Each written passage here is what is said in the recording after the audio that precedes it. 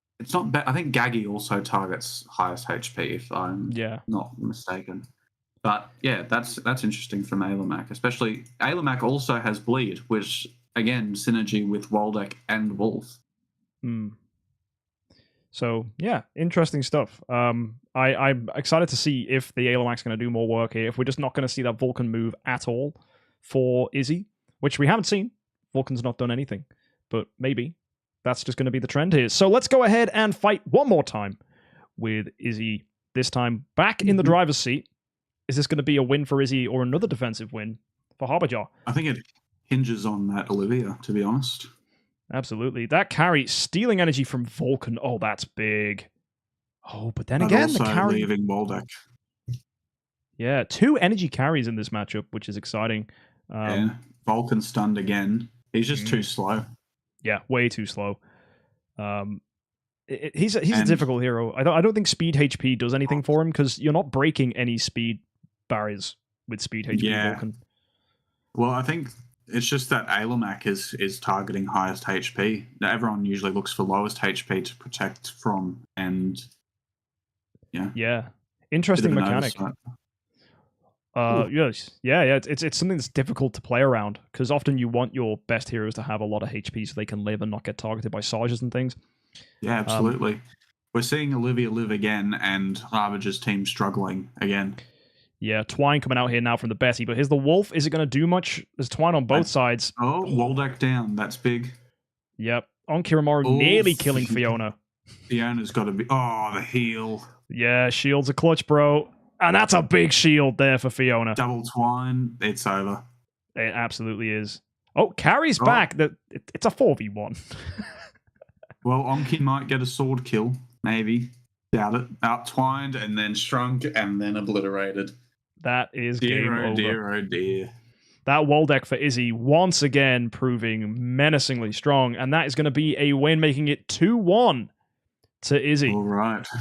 Harbinger, you have to win this next one to stay in this. Will you? I don't know. It is all down to this last fight. Have to kill that Olivia. Absolutely. Who do you think is going to do it? Do you think we're going to see one more after this, or do you think it's going to be Izzy's win? I want to see another one after this, but I think the chances of killing Olivia are probably a little too low. Well, let's see. Will Fairy's Guard and Speed Swaps put in hard work, or is that Olivia going to fall? She does get energy stolen. So does Waldeck. Yes, that's big, but carry. That's right. Izzy's carry did get an active. Which means... Not stunning. Yeah, which means Vulcan's about to pop up. Well, he does need to get another round to do an active here, so Vulcan's going to need at least 3 turns before he does anything, which means we are looking at that Betty to get some really good twine off here to give you that opening. Carry stealing from Waldeck, which means Vulcan is up. That's... This is big. This is really big. I don't think there's anything Izzy's going to do. Nothing stopping that Vulcan. Yeah, to not let this Vulcan go through, which is going to give Izzy the win here. Because I think Izzy just has to sit and ride it. Harbinger. Ooh. Oh! That's... that was brutal. 19 million in one It took him 4 fights. Christ. All it took was carry, not stealing energy. Yeah, remember what we were saying about running multiple damage dealers and not relying on one? There is a case in point. Izzy carrying this fight with Waldeck right until the last one when Vulcan was like, I'm alive? I'm alive? What is this? Okay. Bang. Oh, such punishment. Vulcan is a terrifying hero when he gets up. Yeah. Absolutely. A Mezzer in chat saying Vulcan is the Exodia. It's more like he's the Explodia, I'd say. He's Pot of Greed personified. All the Yu-Gi-Oh references today. God, we need to stop. Konami's gonna be on the phone having a yell at us. Last time it was Nintendo. This time it's Konami. Yeah. Oh my goodness. Well, guys, that was absolutely crazy. I was not expecting that at all. That was so back and forth. Very fun. That was a great couple of matchups. That was awesome. Absolutely. We haven't had a single 3-0 yet, which is great. And I think we're in for another good one. We've got Brad versus Rubido coming up next, which is Yes. fun. Good match after Rubido's, good match. Rubido's usually a strong contender. Yeah, and Brad has had a few rough tournament runnings in the past, so I'm rooting for Brad on this one. I'm hoping we get something good. Uh-huh. And Brad's team brings the spice. I can't wait for you guys to get a look at this one. This will be interesting. Oh, it'll be So, great. Yeah, Brad, and I wonder what Rubido's running. Rubido's had some fun teams. It's Again, a very interesting team. It's you're gonna like this one. am I? Oh no. Wait, what? Yeah, I swear we've seen something similar to this in the past. we have. I smell cheese. Boys, get a load of this one. It's Only Brad. the finest of Smear's cheese. Yeah, Brad versus Rubido. We have, once again, the classic Fiona. This time opting in for HP for tankiness, which means she's not going to be lowest attack. We'll see You how mean that one higher- works. lowest HP? Sorry, lowest HP. Yes, my bad. Feeling She all won't. right, buddy. Yeah. Lowest HP Fiona often there to bait, so it's not looking like Brad has gone for that option, and instead has opted towards having. I think it's looking like his lowest HPs are either Russell and Natalie. Hard to tell, as Russell's got speed HP, but Natalie has a HP Yeah. artifact. Definitely Carrie on the slower side, but then again, she's got HP on her artifact as well. So it's Mirror? really hard to tell who the lowest HP is on that team. It could be any of those. Well, it's definitely not Fiona. You're forgetting that Mirror provides HP as well as speed and energy. Yeah, it's a absolutely That's- disgustingly good artifact. That's just a little busted, isn't it? Yeah, it's great. At least it's not holy damage as well. That would be very silly. Or yeah, control yeah. precision. Imagine. Get out of here with that filth. Yeah, that'd be too good. Makes Ruyi look bad then. And then Rubido is bringing, on the topic of Ruyi, a Sherlock with Ruyi Scepter, but then opting for HP. I don't know if Rubido was like, I don't need the speed part of Ruyi Scepter, so instead of speed HP, I'll go HP. Maybe it was a low roll on Soulstones, but that seems a bit funky to run a speed artifact and then not run a speed stone. Speed, yeah. You'd have to think that it was just a lack of dust for that. Surely. Probably. Yeah, because he's gone with speed on carry. Sherlock is good. Yeah, don't get us wrong. It is a very good hero. Maybe that's it. Maybe you just want to go pure tank. He is but- running split armor on Sherlock. Is he? Yeah, 2 and 2 split. Oh. There's actually a lot of that. He's running 3 and 1s on everyone but Sherlock and Mim. So really not playing for speed here. If you were going to do 3 and 1 on ticks, why have we got the speed crit? I would, if you're going to slow him down, I'd just go pure admit defeat. Like, because if you don't win the speed tie, there's no point having speed. Again, it might just be a lack of dust. He may have been. He wants. Rubido says he wants Sherlock to tank, which makes sense. Yeah. I guess banking him, giving him Rui means he probably won't go last, which helps. Yeah. That Mim's going to be interesting. I wonder if it'll be. I think considering Brad's team seems a little less offensive, Mim will stick around. Yeah, and it is our first Elena of the tournament. In fact, 2 new heroes, Elena and Natalie. So that's going to be interesting to see what they do. Russell has already proven himself as a ridiculous hero, and there's no Focus to check him on Rubido's teams. I'm really, really looking forward to this Russell's active skills. Yeah. Sherlock is going to have to do a lot of tanking, but he's not going to be lowest HP. Russell's arrows, I think, are going to shred Rubido's team. But I think that's the idea. Exactly. I think Russell's going to get punished because Tix will mark him, Carrie will just bait, and then Mim won't be lowest. Mim's probably the second highest HP there, which means when those 4 other heroes die, bang. Yeah.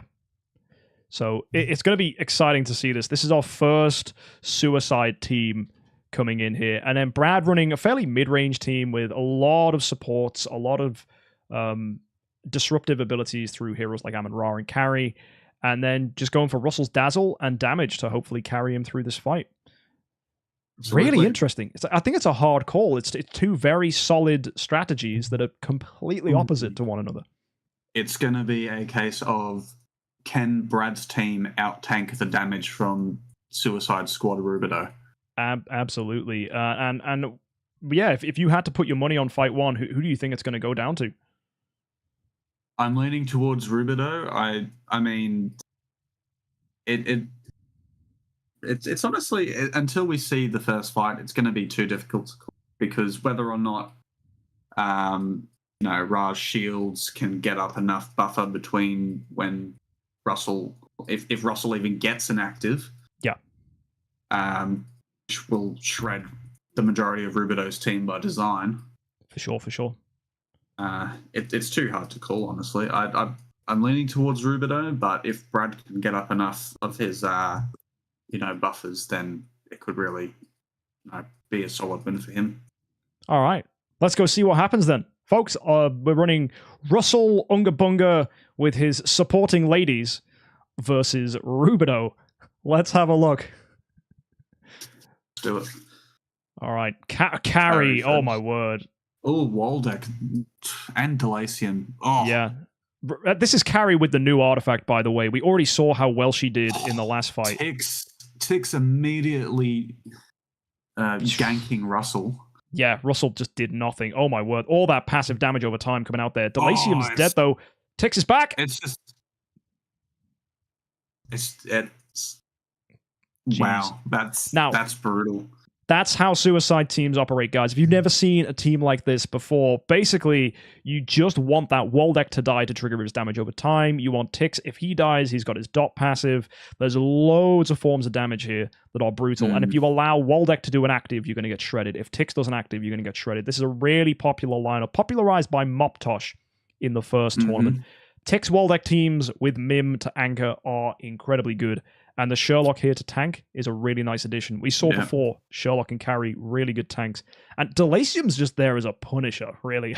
I would have even thought about putting the new artifact on him. Yeah, I don't even think he did anything. Did he even... Because he has heal stuff as well, doesn't he? Delasium? Kind of, but he's... I don't think he has a lot of heal if he does have any. He's mostly there for damage. Delasium's big play is to punish you when damage over times and negative effects are on you, which is what Tix and Waldeck do. Does he put out any of his passives without attacking, or does he need to do a basic? He needs to do an attack of some kind. So I would have personally ran the Delasium really quickly. Be like, to basically allow him to pop off. So as soon as that Waldeck's dead, Delasium hits. So I'd have run a speed Delasium with the new artifact if I was Rubido. But other than that, you just saw really how strong that team can be. Yeah, absolutely. I think one of the main strengths of this particular suicide team is once the suicide aspect has gone through, like you lose Waldeck, Delasium, Tix, you then pivot into a Sherlock and Carry anchor, and that's still incredibly strong. Yeah. And the fun thing, I think this Delasium is going to function very similarly to the Vulcan in the last fight for Izzy, where Rubido is if the Delasium does something, great. That's game over. But if he gets answered, that's fine. You just wasted your resources trying to kill Delasium whilst the rest of my team's tearing you to pieces. So it's one of these teams where, again, that strategy of running multiple damage dealers, so if one gets stopped, the others can take their place. We're really showing here. It looks to be that's probably Brad's downfall as well. Yeah. Russell is his only real damage dealer, and the rest of the team there is completely geared towards keeping him alive, which it just doesn't work against the teams like Rubido. Like Tix just immediately got Russell. Yeah. And I think that's how you really are going to probably struggle if you're trying to get into the Idle Heroes 10-star Cup, is if you go with a mindset of traditional Idle Heroes, which is to build one hero really strong and support them. That comes from how the game rewards that play. Yeah, and that's because we have things like the Celestial Island, and we have things where you can only really afford maybe one A tier. If you're doing that, you've got to invest in tenants. Like, to make one hero really strong is difficult to do. So it's best to just focus on one. But in the Idle Heroes 10-star Cup, everything's level. Like 10-star is the max. There's no treasure train. There's no awakens. You can't do anything. So every hero is as strong as they possibly can be. So having multiple damage dealers is absolutely the way to go, because you don't have to worry about funneling tenants and all that crap. Yeah. Well, because there's a ceiling, it allows you to do so much more. Absolutely. Which makes it way more competitive. So if you guys are interested, build yourselves an Idle Heroes 10-star cup account and join us next Doesn't time. take much. No, just it takes Five new to be fair, it takes a lot of dust. It's always the dust. Absolutely. We don't talk about the dust, buddy. Yeah, can't wail on that stuff either. So keep your wallets at home, kids. Anyway, we've got Sherlock, Waldeck, Delasium, Carrie, Tix, and Mim returning for Rubido here. Let's see if we can get another win with this suicide style strategy. Carrie, and Wolfpet linking up the synergy as well. Yeah, the Dazzle is great here. It's on Waldeck and Carrie. It's just ticks on Russell again. Everything's going for him. And now he's lowest HP, I think. He's getting punished so hard. He is now because of ticks. Yeah. I actually realized when I was running my Russell, I had to run Demon Bell just so he would have enough HP. Like, he's such an inherently squishy hero. Oh, I mean, he is that way by design, but... And then Natalie down again. Oh my it's goodness. It just keeps coming. The irony with this fight is Rubido's team didn't die. Like, this is just what... it's a double-edged sword where you let them live, look at those damage numbers. Yeah. And you kill them, and it's just as bad because it triggers Mim. So... Well, that's just Mim. Mim is... It's that long ago that a lot of people won't remember, but Mim was insanely busted for so long. Absolutely. We don't see it as much in the IHXC because doubling heroes is banned, but the old Ruin cheese teams, where you just run 2 Mim, 2 Aiden, and 2 Cruz. Or even Destroyer for the attack buff. Get really cheesy. Yeah. you just couldn't. Yeah, do you know there was a rainbow team with that? Did you know? Mim, Aiden, Destroyer? Would have been Destroyer? Yeah, you ran Destroyer. And the spicy tech, it was after Starlight got buffed. So she increases her health and her damage when heroes on your team die. So she becomes an active skill version of Mim. And then she just bang goes. Yeah, exactly. Who would the fortress have been for that then? Emily. Of course. Just literally for the passive buff.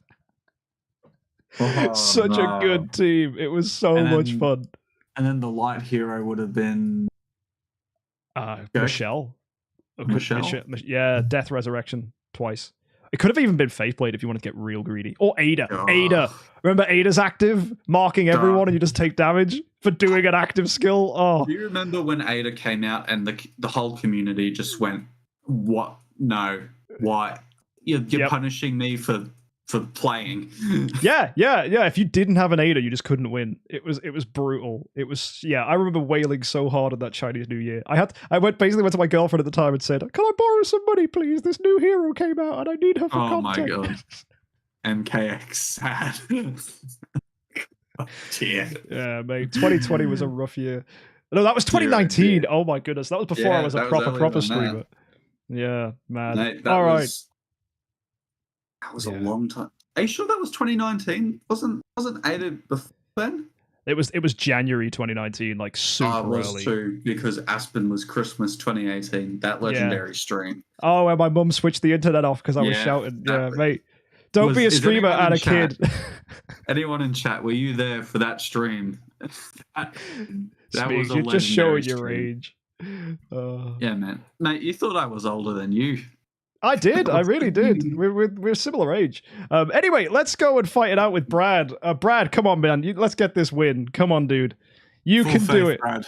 Yeah. Rubido's team. You just got to not die. Yeah, just don't get punished. Come on, Russell. We're all looking at you. Russell's in the air, and his HP looks good. And Carrie. Yeah, this is good. This is good. Come on, Russell. If Russell kills Mim, that's it. There's healing curse on Mim as well. I don't know if that's going to do much, but it's there. Come on, Russell. It's all on this active. Bang! Let's go! That's great. Yeah! Brad! Finally getting the active skill he needs. Okay, 2 more fights like that, Brad. I love that. Brad, Oh. redeem yourself. This is gonna be a classic reverse sweep. I hope so. Brad, that was gorgeous. That just worked. Oh, All right.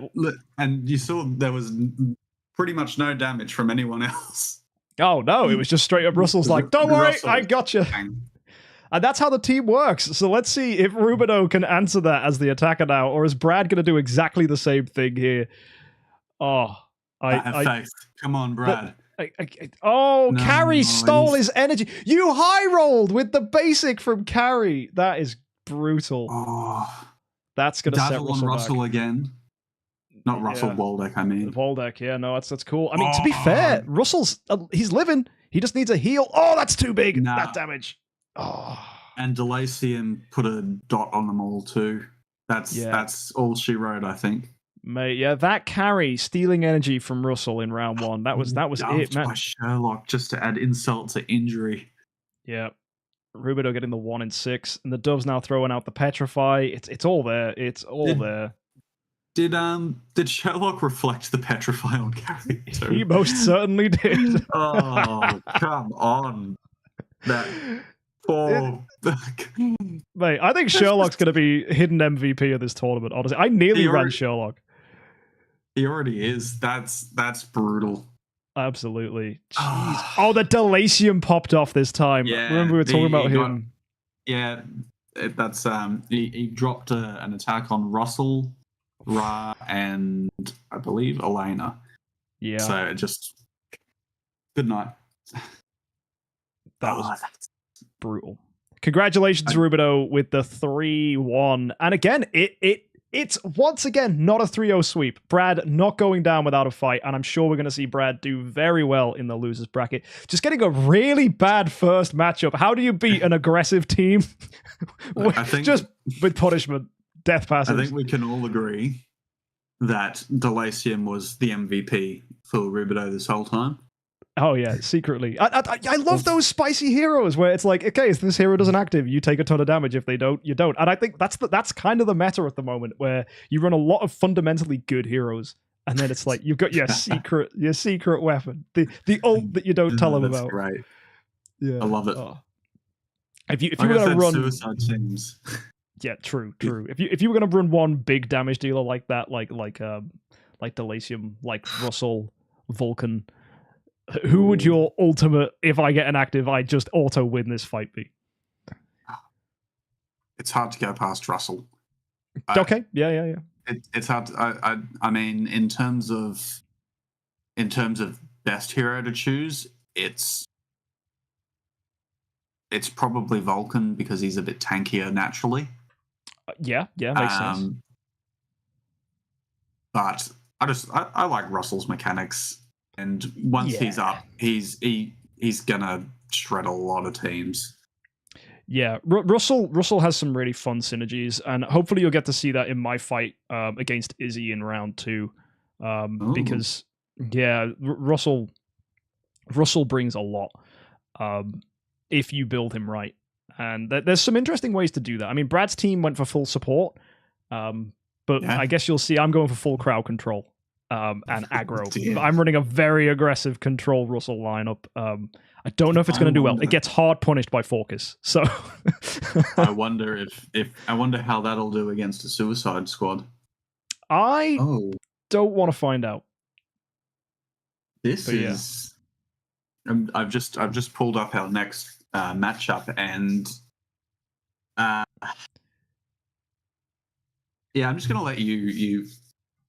Okay, well, it's Meza versus Scribe. Now, Scribe, Scribe, are you trolling this week, or are we serious? Because Scribe intermittently trolls and then brings a serious team, trolls and brings a serious team. Where are we in your cycle? Kind of in the middle. It's definitely a meme team, but I think it has some potential. Okay. Oh, I see the meme. Oh, yes, no, I see the meme. Folks, get a load of this. We have Meza, who, by the way, just so you know, is a proponent fanboy of Geista, which is ironic if you look at Scribe's team. Meza is bringing fundamentally good heroes. We have Carry, Unimax, Forcus. 3 horrible heroes to fight. Forcus, super disruptive. Carry steals energy. Unimax, gonna taunt that backline. And then double nukes.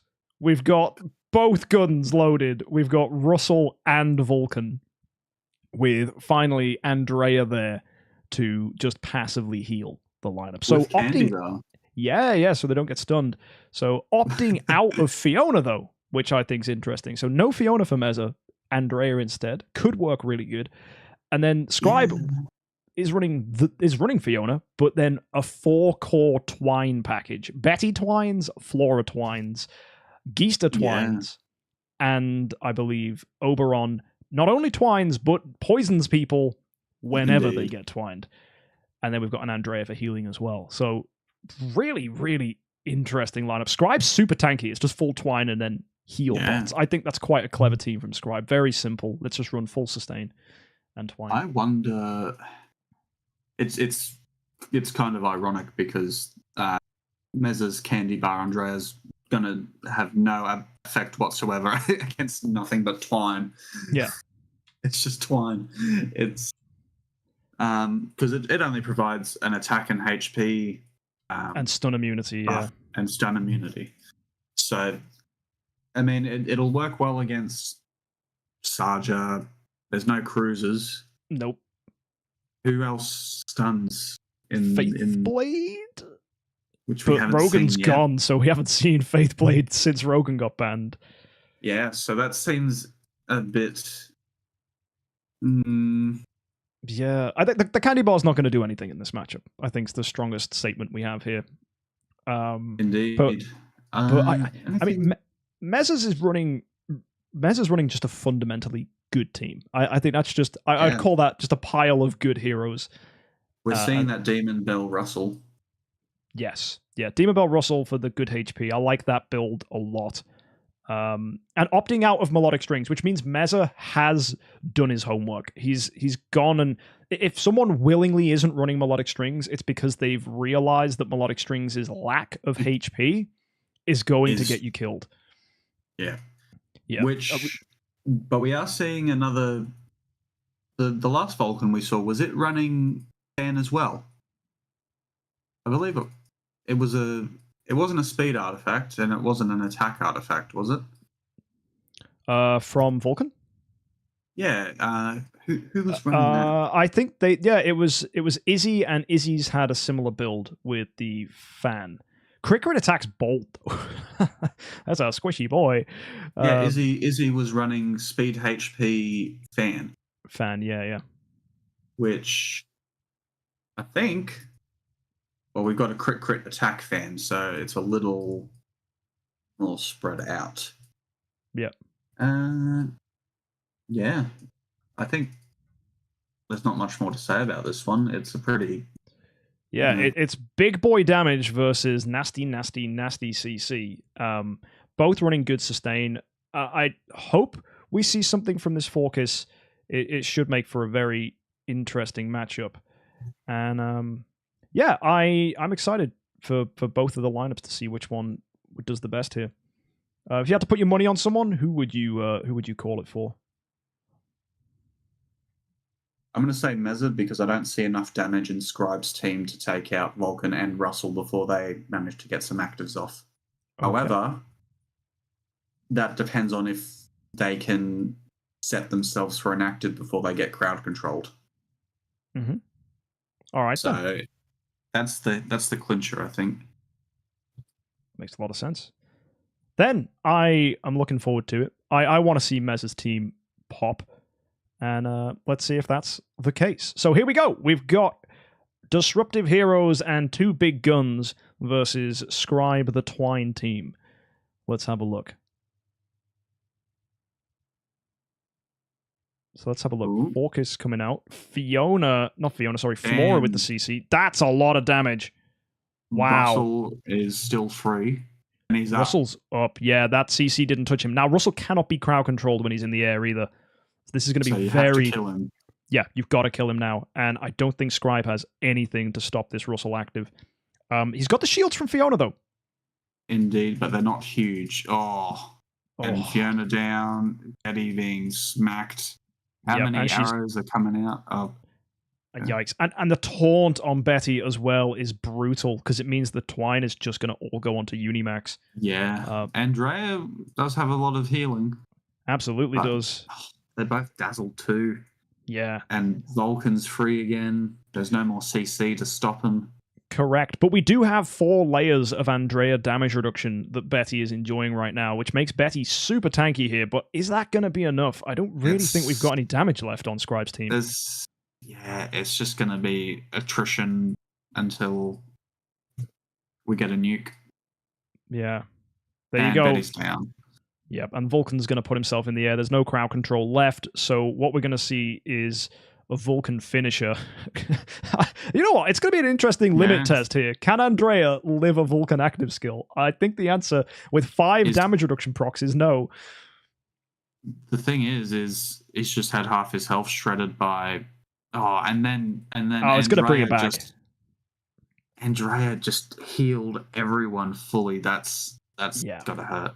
Yeah, absolutely. The Andrea Mirror, honestly, it's great to see Andrea getting some representation. Best healer in the game here for the IHXC. Unimax. That's big. I mean, with a third health left, Vulcan surely one-shots. Yeah. Bang, 22 million. That was never going to go any other way. No, absolutely not. Vulcan did one thing and one thing only, and it won Meza that final hit. Absolutely Need more twine, ridiculous. Scribe. Needs more Twine. Hey, it's only fight 1. But that is still going to be 1-0 to our attacker, Meza there. Well played. Very, very predictable, that fight, I think. If Russell or Vulcan get in the air, it's difficult to deal with. This is very much a tournament-winning team. The double damage dealers is brutal. And opting out of using Betty, I like that. Just putting the Illusive Mirror on Focus and going with a team we know can do well. Yeah, well, Focus has already proven to be pretty busted, especially with Mirror. Oh yeah, fast hero, very strong. Hard to say no to that. Let's fight Geester on Easter. Absolutely. Let's see if Meza can do anything in the defensive seat now. Scribe's our attacker. Is this Twine going to come into play? Will Meza get punished? I don't know. Hopefully we can CC some of these damage dealers. I want to see Vulcan and Russell both get CC'd here. That's the high roll we're looking for. So it's all on Flora to do that. Flora gets Twine on Vulcan, but not on Russell. Not on Russell. There Unfortunately, he's got a lot less health, but Russell is probably going to get healed. Oh, maybe not. Yeah, but Russell has an insane amount of damage reduction when he's in the air anyway. And oh my, Geester! Yes! Geester! Big damage! Yeah! Oh, that's Bishop from across the chessboard stuff right there. Absolutely. No one saw him come in and took out the rook. That is fantastic. Now Scribe's cooking. Let's have a look. Oberon's coming in with an active, more Twine. Everyone's twined. No, everyone's twined. What are you on about? Look at this. It's beautiful. The team doing stuff. And we're going to see the Oberon crowd where's control. The damage? Geester's down. It's all in the poison. Oberon poisons every time Twine gets dished out. This team would be so mad if there was 2 Oberons, but thank goodness dupes aren't allowed. Oh, he's got this. Geester. My goodness. Absolutely. Oh, the poison damage. God, how much did Oberon just do? 12 million. Oh, and Focus. Insane. Focus did a lot. He did. Focus was the only instrument that actually did anything for our boy Meza here. But you have to give it to Oberon. All that passive Twine poison is fantastic. And he just needs to live. Just hitting Betty results in pain then, right? Yeah. That was good. Scribe, nice team. 1-1. No defensive win yet. No, sir. Which means I just want to jump straight in and check out the next fight. You ready? Let's do it. Here we are. Folks, once again, it is big boy damage versus everyone's Twine. So let's see what works. Focus coming out. Oh, disgusting hero. The dazzle on the Betsy as well. Let's see if the Twines actually get distributed. Oh, that was a terrible Flora active, and she's dead immediately. Oh no! It's all the the taunts. That was a poor taunt. Yeah, this is. I mean, we have got Twine on Ron Russell, and Vulcan is yet to do an active skill. Oh, but Betty's dead. There's nothing left, surely. I mean, Geista is dazzled, and yeah, it's not gonna happen. Yeah, when your team is down to low numbers against a Russell, you're just gonna get permadazzled, and it's just unfun because inevitably someone's gonna get out. And when you've got to deal with a Vulcan and a Russell simultaneously, there's no way after that dazzle you've got any form of damage pressure. It's unfortunate, but I mean, Geista may there it is. No, yeah, just beautifully done. Check that damage, How much? 46 million. Oh. It's insane. Andrea with the heals though. That's your boy right there. All right, still not a defensive win though. No, So it's 2-1. This is probably, I think this is the most balanced match we've seen. Yeah, I think two completely different strats. Obviously, I think Meza has more win conditions, and but Scribe still has a couple. And yeah, I think you've got to hand it to Scribe's team. Scribe's win condition directly counters Meza's team. Like if Scribe can CC this extraordinarily active skill reliant team, then that's how you win. But unfortunately, if he can't get any good CC, like he's leaning on that Flora so hard for that early Twine. And the same with the Betty. But the Betty, I think she's getting consistently dazzled. Betty lowest HP, I think, is an oversight. She's already dazzled. Yeah. She starts dazzled. Yeah, I would have rather put... That was awful. Yeah, Twine Unimax, Russell Twine Andrea. out. That's done. Absolutely. That's kind of disappointing.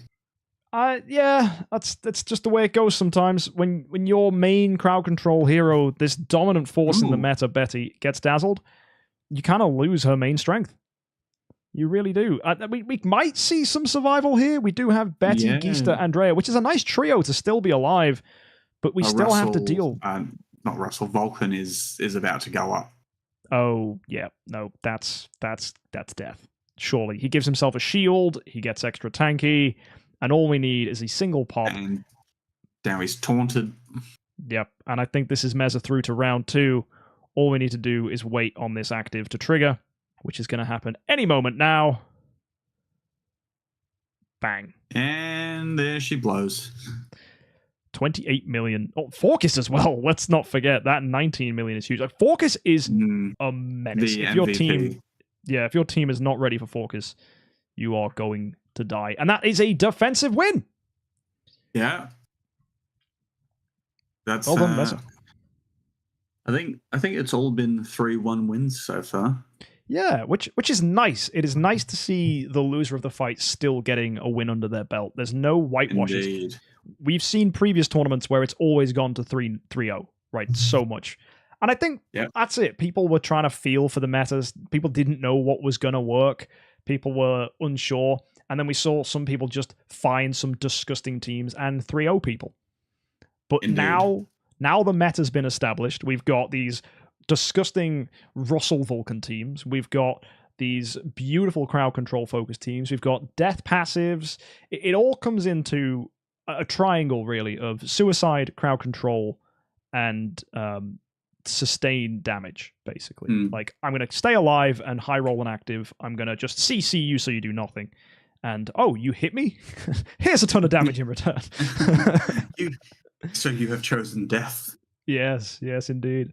Of those 3 strategies, which one do you think is going to be the most promising? I mean, we got the Betty, which has buffed crowd control teams, but is it enough? I think of the fights we've seen so far, obviously it's too small of a pool to really say for sure, but the suicide team from Rubido was the strongest, I think.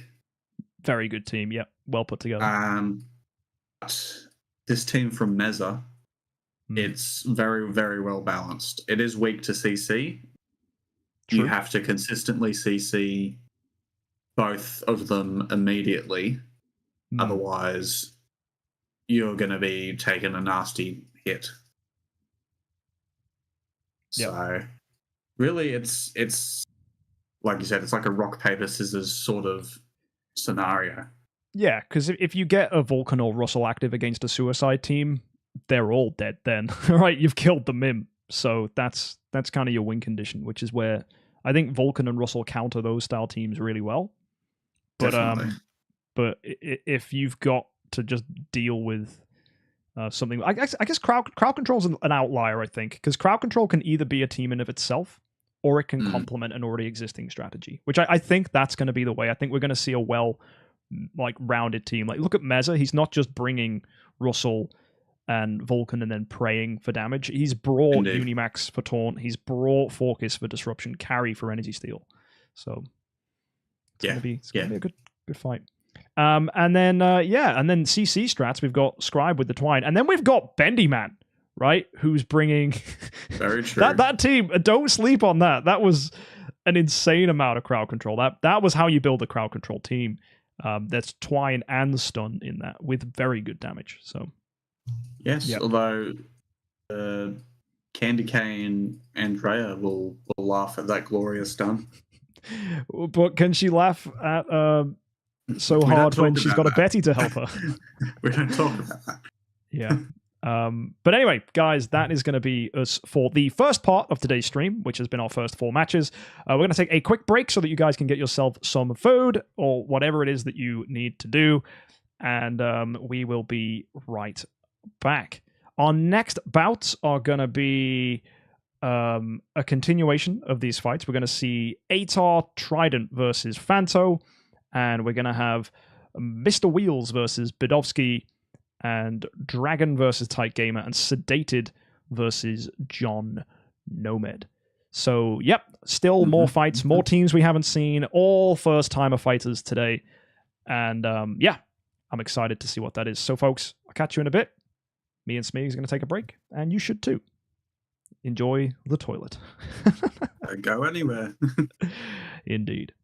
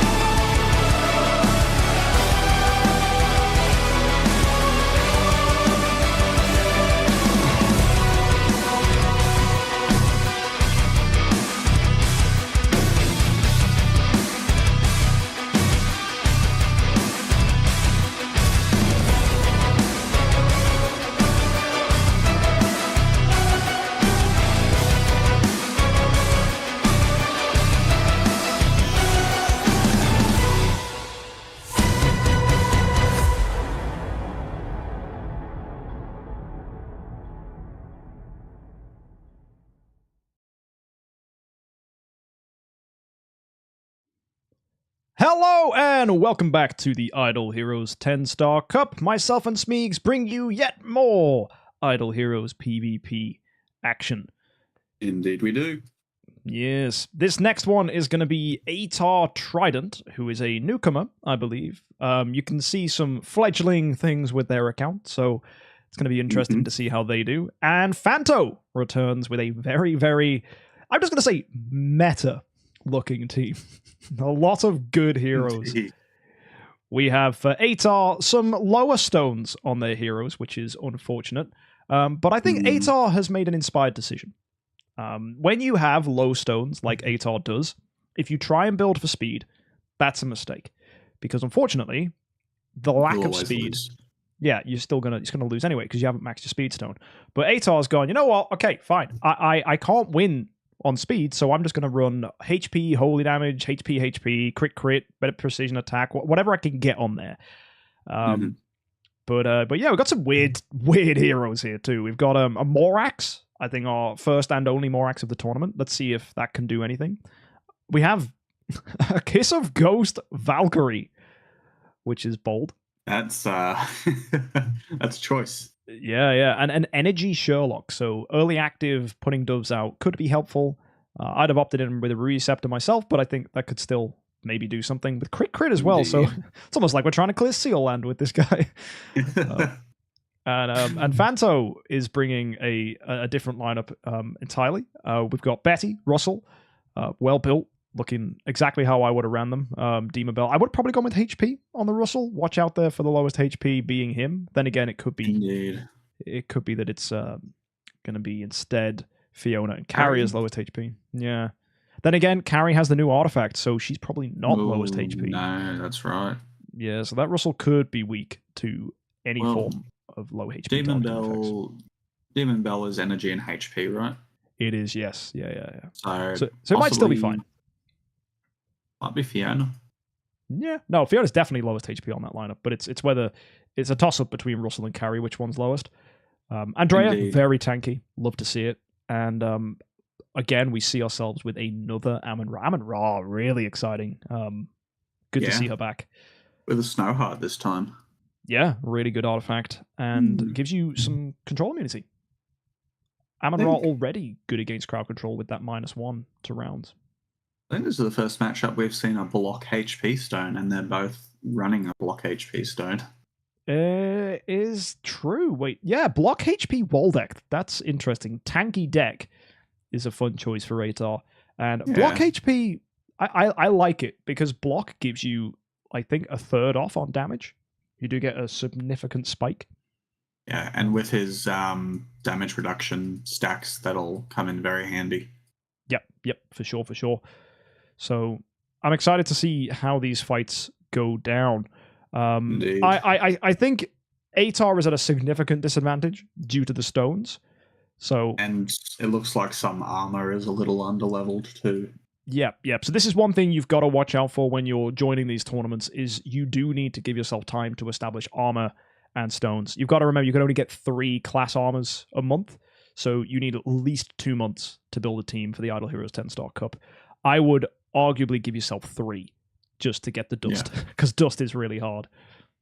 Yes. Well, to rephrase that a bit, you need 3 months to build optimal team. Yeah. You can enter with any combination of 10 stars, no matter their gear, but you probably won't be very competitive. Yes. Yeah. So that's very important. Also, people ask, is this free-to-play friendly? It absolutely is, because the armor and the stones are something Wales can't force out. Treasure Train is banned, Star Spawns are banned, and Awakens are banned. Anything that would involve having a very old account or an account that has a lot of advantages due to, all sorts of stuff like that. And Transcendence Heroes are banned as well, of course. So all that stuff that you get from whaling doesn't affect anything here. Yes. And it's the artifacts. Yeah. And it's the artifacts that are the thing that really come into play. But given that you only need 1 of each, it's pretty easy to pick them up. And 6 exclusive artifacts shouldn't be hard. I think we'll just see that the more established accounts have more 10 stars and more artifacts to play with, which gives them more creative freedom, I would say. And that is an advantage. But that just comes with having an older account as opposed to having a spender account. Indeed. Yeah. All it takes is a new server, 3 months of planning, and boom, exactly like Harbinger just said in chat. So if you guys want to get ready for doing and competing in the 2024 Idle Heroes 10-Star Cup Series, it'd be great to have you. I'm also hoping that we can do a thing where winners or finalists of these tournaments can come together in one big World Cup at the end, as the top 8 double elimination. IHXC Champions Edition. Yeah. Just literally just get the best of the best and throw them in against each other, which would be really exciting to see what happens there. And allow them to come up with their own ban list, turn around to the 8 gamers and say, okay, guys, you've got 3 months to prep. Each of you submit a hero and ban them. So 8 banned heroes. That would be really interesting. So Indeed. Then they have to really test their skill and put together a lineup using a completely untested meta. And then we really get to see who the best Idle Heroes 10-Star Cup player is, because following meta trends is one way to win. Coming up with something brand new in a meta that's untested, that requires a little more skill. Or luck, one of the two. Someone's got to win. Bit of both. Yeah. All right. Yes. Let's get back to the current tournament. Absolutely. So we're going to go in with Fanto versus Atar here. So Atar's our attacker for this first fight. Best of luck to you. And we're going to go throw in with your lineup. And that's absolutely fine. So we're going to run Morax, Sarja, Tix, Sherlock, Valkyrie, and Waldeck. Now, most people have an E5 when they enter this, but if you don't, that's absolutely fine. You just can't use preset lineups, which is a bit of an issue sometimes, but typically it shouldn't be one. But it is advised that you get an E5 when you build one of these accounts, just because having a hero to make progress is good. Broken spaces gives dust. Yeah. Yeah. I just have an E5 if the Quorum Sheet does the work for me against bosses. Anyway, let's go ahead and fight here. Morax, Sarja, Tix, Sherlock, Valkyrie, Waldeck. Best of luck.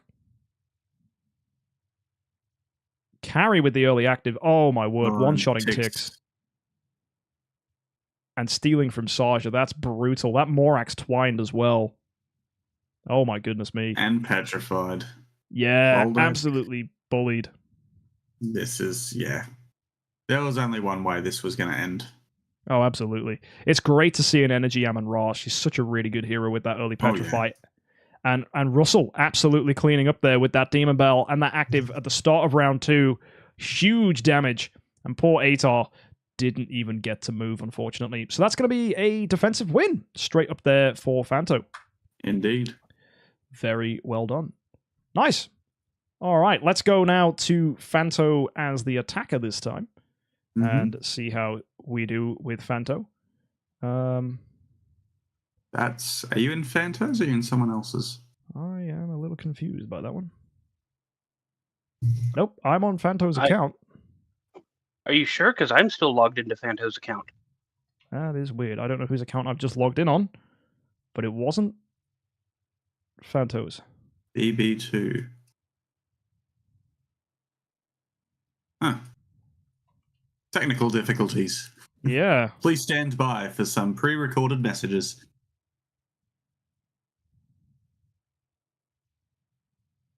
Doop-a-doo.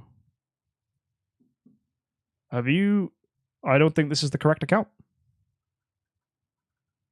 Huh. I think if you go into... Wait, is it just in the wrong server? It might be in the wrong server. 1 second.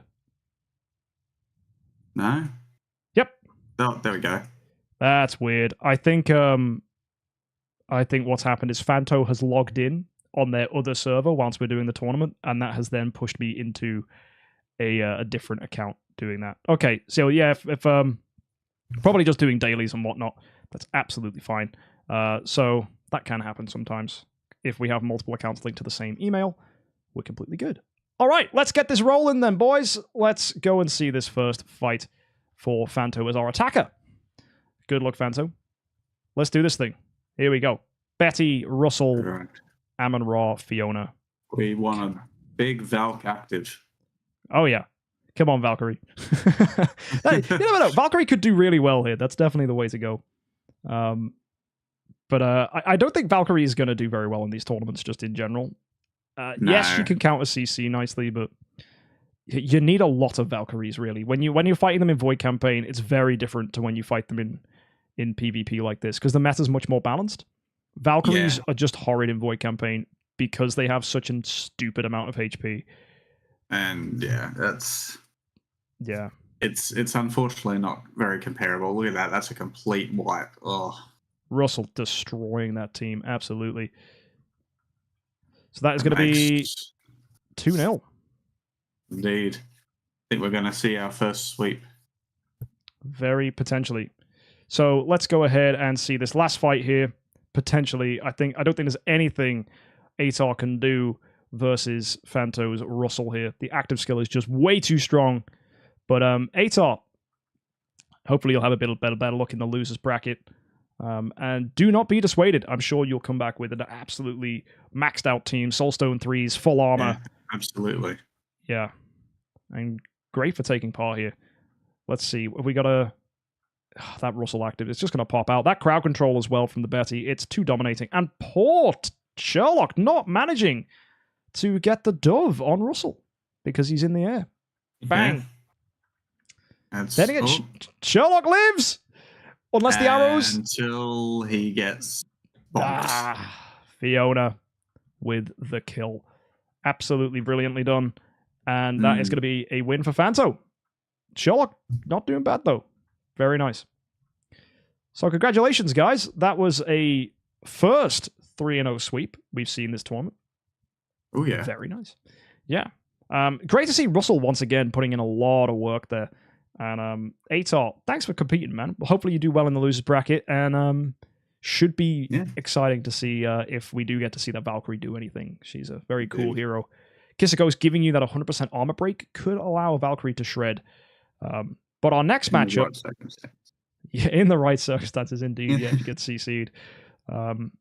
So next up we have Mr. Wheels and Bidovsky. So, this is going to be a very interesting matchup. Is it really? Okay, don't ruin it for me. I am bringing them up on screen as we speak. I would never. Oh, yeah. So, Mr. Wheels versus Bidovsky. We have, oh my word, you aren't wrong. This is very interesting. We have an Asmodel, I believe, for you guys to take a look at here today. Indeed. Crazy. Not expecting that. And an Aspen. Wow. 2 Aspens. Light and dark counterparts. Wait, an Aspen. Aspen on both teams. Crazy.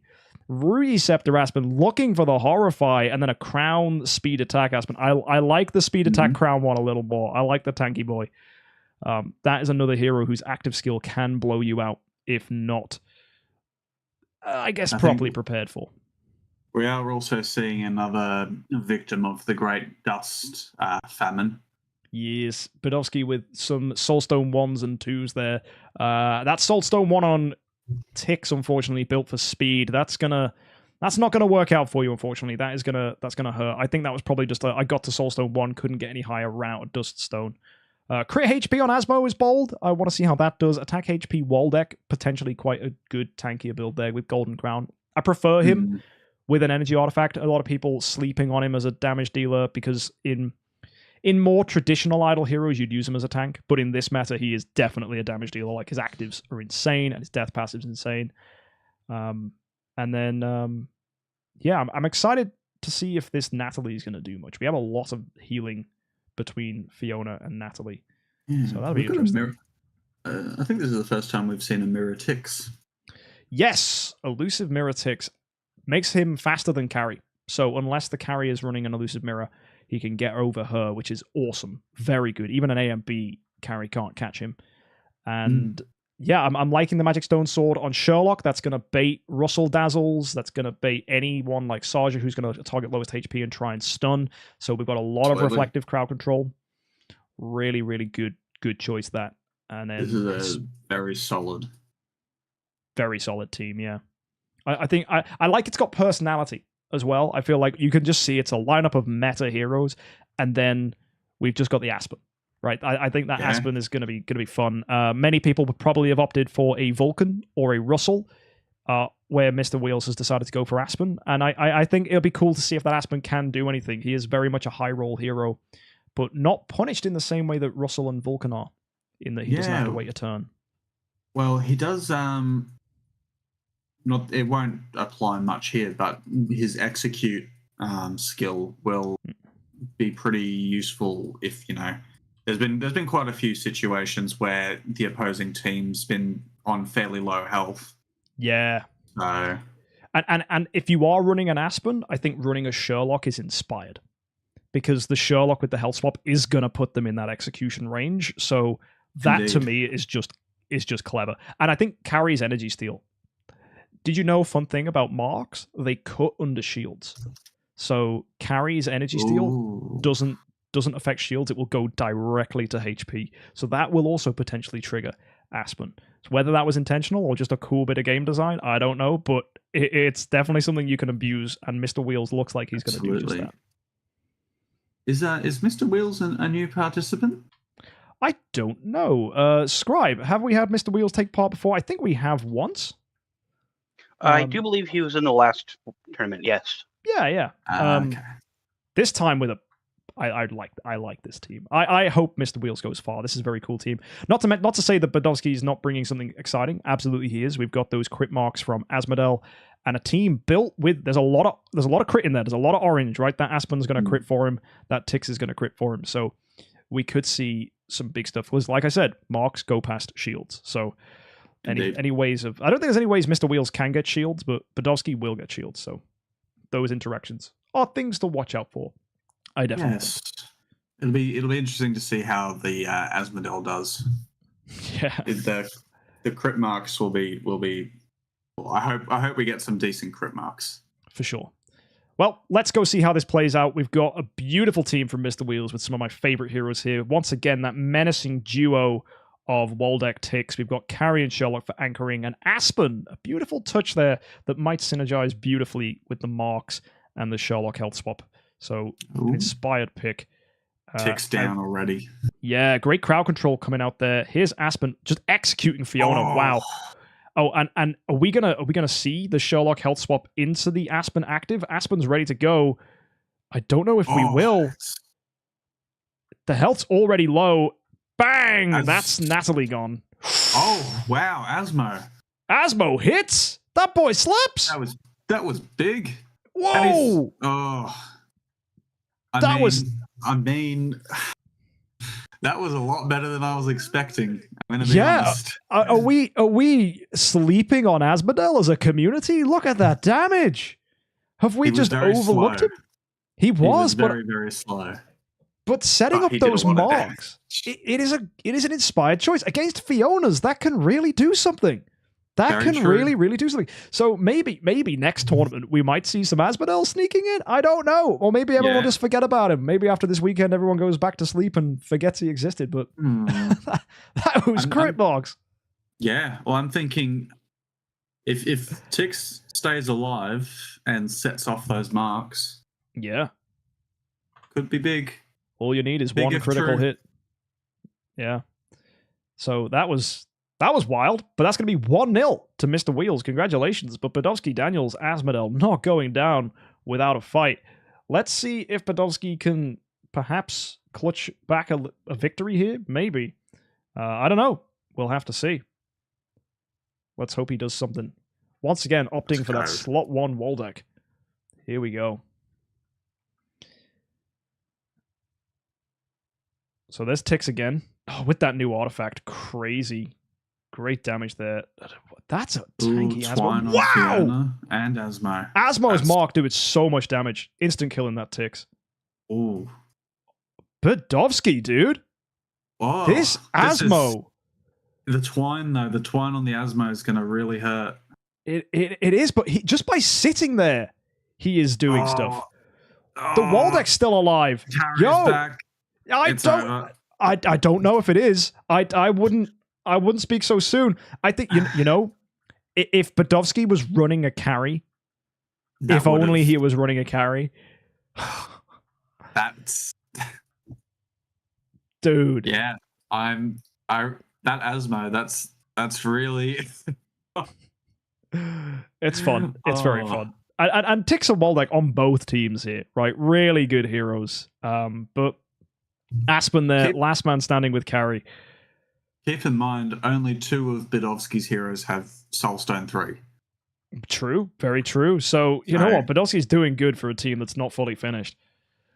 And yeah, I would love to see next tournament a pretty much, maybe not identical. Maybe throw a carry in there for someone. Yeah, that'd be good. Like if I was going to change one thing, it would be I'd make that Natalie a carry, and then we're cooking. Adjust the stones just a little bit. Yeah, it would be very, very cool. That's the thing. If you're not bringing a carry to these tournaments, you know you're kind of at a big disadvantage. Yeah. And some people have called for carry getting banned, but at the same time, carry does check a lot of heroes. It stops Russells and Vulcans just running away with it. We need something in here to steal energy to keep that variability. And there's plenty of counters to carry. Oh, absolutely. Yeah, she's by no means invincible. Yes. The new artifact, I think, has actually nerfed carry a little bit because it means a lot of heroes can outspeed her, or you're forced to run it on carry, which then means you can't run it on other people. So actually, I feel like any calls to ban carry, I think the new artifact has actually balanced the meta in a beautiful way. Yeah. All right. Let's see if this becomes a sweep. Let's see indeed. Mr. Wheels, good luck to you, my friend.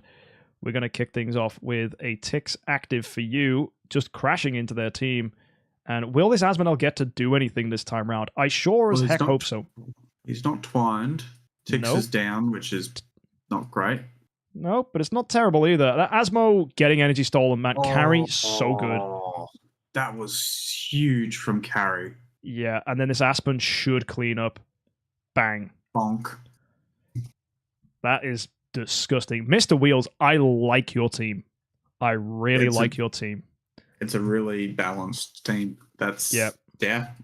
Yeah, that Aspen synergizes so nice with the Sherlock and the carry, and then you've got just 3 fundamentally good heroes like Betty, Tix, Waldeck. It's a team we haven't seen before. Betty is very new, and Badovsky, honestly, I think once you get those stones maxed, there's definitely a ton of potential in your team as well. Just a few screws that need tightening. Really, really nice. Asmo, really cool pick. Great to see that here for round 1. Very nice. Yeah. Honestly, that's so far, that's been probably the biggest surprise of the tournament. Asmodel, yeah. Asmo doing something. Hey! I feel like that's a backhanded insult to me and my Asmodel. Not that I'm bringing an Asmodel this tournament. I have an Asmo. Don't worry. Oh, yeah, you do have an A-tier Asmo, don't you? Yeah. I do, nice. I do. All right, next we have Dragon versus Tyke Gamer. This will be an interesting one. I wonder, if either of those new? Dragon sounds new. I don't know if we've had Dragon in here before, unless that's like a name change. Dragon is a new player this time around. Oh. But Dragon has maxed stones. I like this. I like it when we get a new player, but it's a finished team. It's like, you waited until you were like, no, I'll enter when I'm ready. We've got a classic.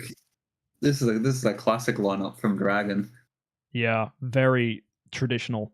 In fact, it's similar to what Rubido is running. We've got the aggressive Waldeck and Tix, both with excellent suicide passives. That's going to trigger Mim. And Azrael carry. Yeah. Double resurrect. I honestly, it's a shame there's no Sherlock here. Like, Sherlock would have just been the icing on the cake. Well, what does Elena bring to this lineup? Second energy steal hero. She steals energy as well with her basic. So there's 2 lots of energy steal to contend with now. 2 basic energy steals. That's very strong. Yeah. But is it better than Sherlock? I would rather dove someone, if I'm honest. I would rather dove someone. There's doving, there's health swaps, there's reflecting CC. Yeah. I think Sherlock brings more, but Elena's cool. She also does have the dodge. True. I think normal Elena only allows herself to dodge. Correct me if I'm wrong, though. But I think her dodge buff is only for her own. Yeah, well, it's the same as carry, I'm guessing. Yep. I think so. She does also reduce speed on top of energy stealing. Yep. So there is a few things, but Yeah. But having energy steal is really good in this tournament because Russell and absolutely. Vulcan are so strong. Yeah. It's an insanely strong lineup. Mm-hmm. So yeah, but I mean, Dragon. Huh? Magic Source carry, that's an interesting one. I mean, yeah, Dragon, I'd have gone with an Augustus Magic Ball here. Maybe the Illusive Mirror if you could have gotten it. I think that's going to be Dragon's disadvantage this tournament, is Dragon does not have Illusive Mirror. Yeah. And that might bite you in the butt, as that is going to prove, I think, dominating. I think we're going to see all the top teams are running Illusive Mirror in some way, shape, or form. It'd be cool if Dragon does push through without it, though, as his team is just fundamentally excellent. Yeah. Well, as a newcomer to the tournament, he might just not have the artifacts yet. Correct. And I also think his team being more suicide orientated, I don't think speed's going to matter so much. So it might not even be an issue. So really, it's just down to what plays out here. So I'm excited. Tyke's got a lot of cool heroes too. If we look across there, Garuda, first one of the tournament, very scary hero. With a Demon Bell, though, I think losing your feathers in round 1 is not good. I think Energy Garuda's a poor choice. I would have run Magic Stone Sword on Garuda personally. Then again, every other hero on that lineup should be faster than Garuda, so maybe she just gets feathers really quickly and just goes bang. Maybe it's like a sneaky, slow, big active Garuda. It'll be interesting to see. We've got a Snowheart Tix, which I guess going for the Horrify. Yeah, get that CC out there. And Olivia, once again, with an Illusive Mirror, going for speed swaps. Fun thing with Olivia, the higher you make her speed, the less heroes she's going to speed swap with. Because it's any hero lower than her. So by making Olivia really quick, you're hunting those high speed opponents. So it's a really interesting counter meta, like anti-meta pick, I think, these Olivias. Yeah, well, prior to Mirror being introduced, Olivia was by no means a good hero to select for the IHXC. Absolutely. But she's got a lot of benefits. I mean, Shrink and Fairy Guard is really, really good. Yeah, that active is excellent. Absolutely excellent. So, I'm keen to see what these teams can do for us. So let's start off here with Tyke and Dragon. Tyke's going to be our defender, Dragon our attacker, and Dragon bringing a very interesting suicide-style team where we have Mim, Carrie, Azrael, Tix, Waldeck with Elena for support. Let's see it play out. So Waldeck's going there first. Yeah, there's the Olivia. He's running A and B. Wow, Fairy's got out straight away. That's actually really exciting. She's very quick, that Olivia. Energy Steal on Garuda. I don't think that's going to matter so much. Down, but yeah, it's just going to play into Mim's hands. That helps Garuda, if anything.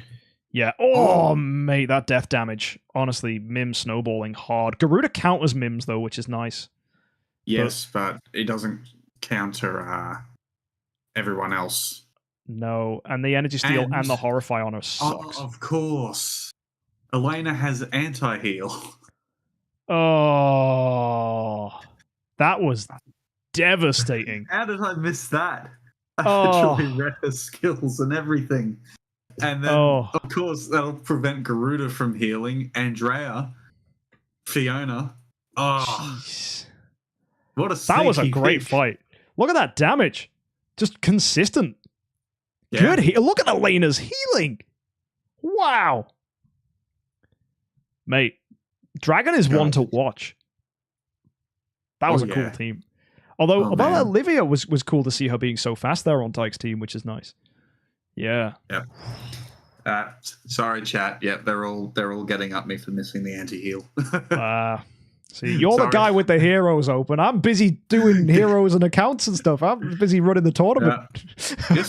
You're supposed to know everything, Mr. Streamer Man. Oh, I'm supposed to have I have almost every hero's skills memorized, except for the ones that came out this year, right? The new ones. I haven't had to worry about them because you just read them and you go, well, these suck, and then you wait for them to be transcended. The only one remotely interesting this year is Betty, right?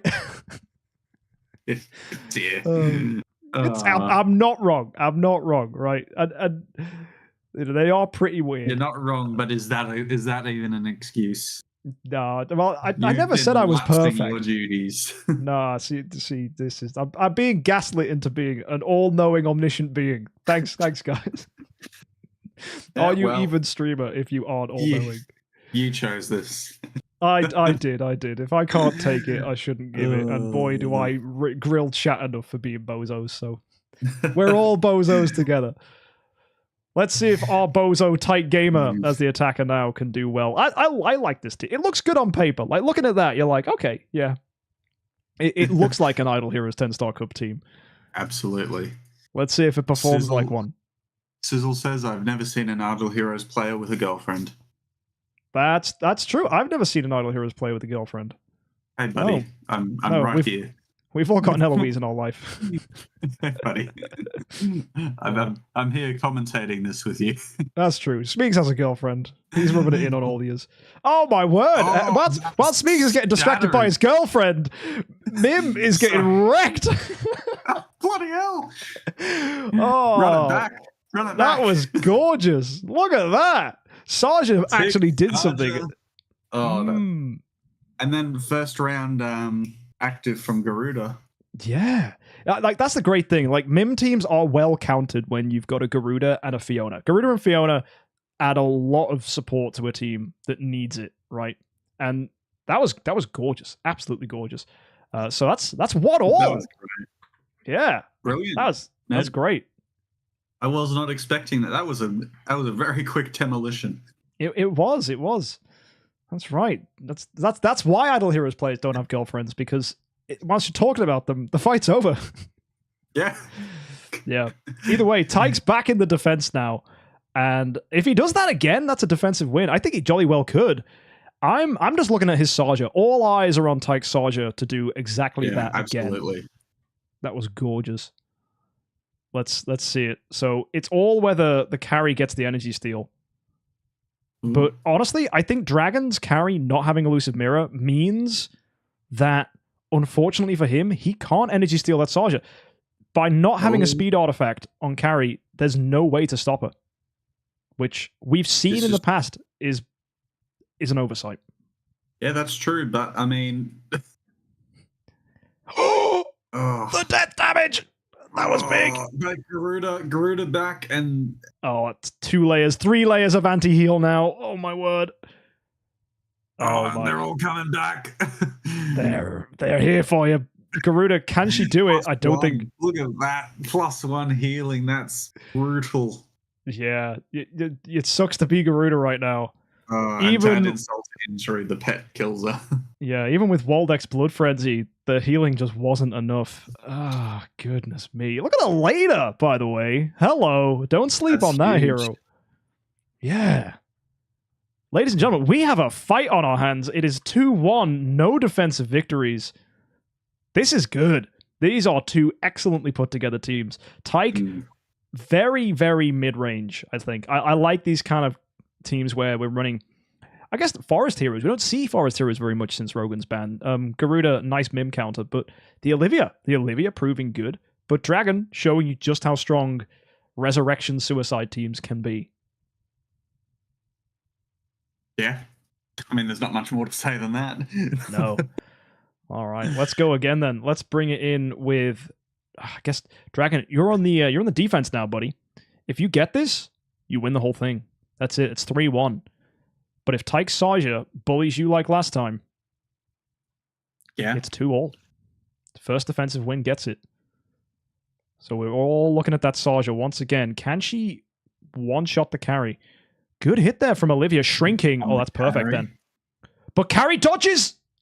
Oh! And on the Azrael, that's not going to do much. No, but Garuda does have an active here. She absolutely does. And she kills Tiggs. Elena sniping that last bit of energy from Garuda. That's the great. insult. That could be... Oh, but it didn't matter. She still had enough. Oh, here comes the damage over time. We're about to see Azrael come back. Mim is shrunk. Oh, the heal from Waldeck. Oh, my word. Elena The anti-heal, it's just it's disgusting. Sure, but Saja's basic still hits. It doesn't matter. Nah, it doesn't matter. It's she never got it. Jeez, dude, damage over time is so strong, and that is going to be a win on the defense. That for Dragon. Honestly, the Elena counters any sustain team that comes up against this. It's such a good supporting hero. Absolutely. Dragon, you are a sleeper in this tournament and definitely want to watch. Very cool team. That was a lot of fun. That was great. Tyke, can't wait to see your team again. Well put together. That Olivia, really good. I think if that carry had got hit by that Saja, that would have been a different fight. Yeah. You had a few more active skills. Definitely a little bit of luck involved, but still. Well, that's it. That's why we run carry as lowest HP, so that heroes like Saja get punished. Because you just whiff half your attack. You just dodged. Yeah. Soz. Bye. But yeah. I'm confused. In chat right now, they're just saying ban every hero. Ban Mim, ban Vulcan, ban them all. Yeah. Why? Oh, dear. The meta is so balanced. Have you not seen today? It's so good. There's so many different variables. Ban Foolish. Yeah. But yeah, well, Foolish too strong. Strongest 1-star in the game. Scribe pulling up with the Taco Bell. Indeed. Well, guys, we have another match ahead of us now, which is going to be our opportunity to see two more competitors for you today. It is Sedated and John, two returners who have had... I wouldn't say either of them have made it that far in the tournament. There's been no, epic finals with them, but still, they have brought solid teams nonetheless, and I'm hoping that they've managed to tighten the screws this time round, and we have something truly, truly exciting. So, Sedated, let's get you and John on the board. That's a very interesting lineup from Sedated. The fun thing is we get to see these teams before you do, chat. And let's just say there's a Gaggy in this lineup. Yeah. It's going to be on a good one. Oh, and John's just bringing good stuff. Yeah. Solid team from... Ooh. Oh. Get a load of these guys. Okay. Well, first of all, the first thing that catches my eye is Gaggy. Yes. Full blasting attack with Magic Stone Sword. Antlers Cane Azrael. Yeah, we've seen that do really well. Attack, holy damage. Antlers Cane is kind of the best suicide build for an Azrael. If he attacks, great. But if he dies, you still do tons of damage. It's a really nice way to build him. Yeah. That's really solid. Ignis with King of Demons. Yeah. Full HP. My expectation is here that you're just going to cycle actives with carry. I don't see who she's energy feeding here. We've seen Ignis do great when she's paired alongside a Russell, just in case carry steals Russell's energy. If carry's down, she'll energy feed Focus. True. Which, this is actually. I'd have swapped them around. I'd have put Focus slot 2 and then have him get energy fed, sure. Yeah. Mirror Focus, so he's going to be by far the quickest. Yes, that's a terrifying choice. He's Rui, very good. Speed HP carry, that's an interesting one. I don't know. That's just how to build carry as fast as possible. And yeah. I'm guessing by doing that, Sedated's scared of Dazzle. Doesn't want carry to be lowest HP, so doesn't want to risk it. Yeah, well, with a Russell on the opposing lineup, that's a fair worry. Yeah, so I think it's a good meta call from Sedated. That I think that might work out nice.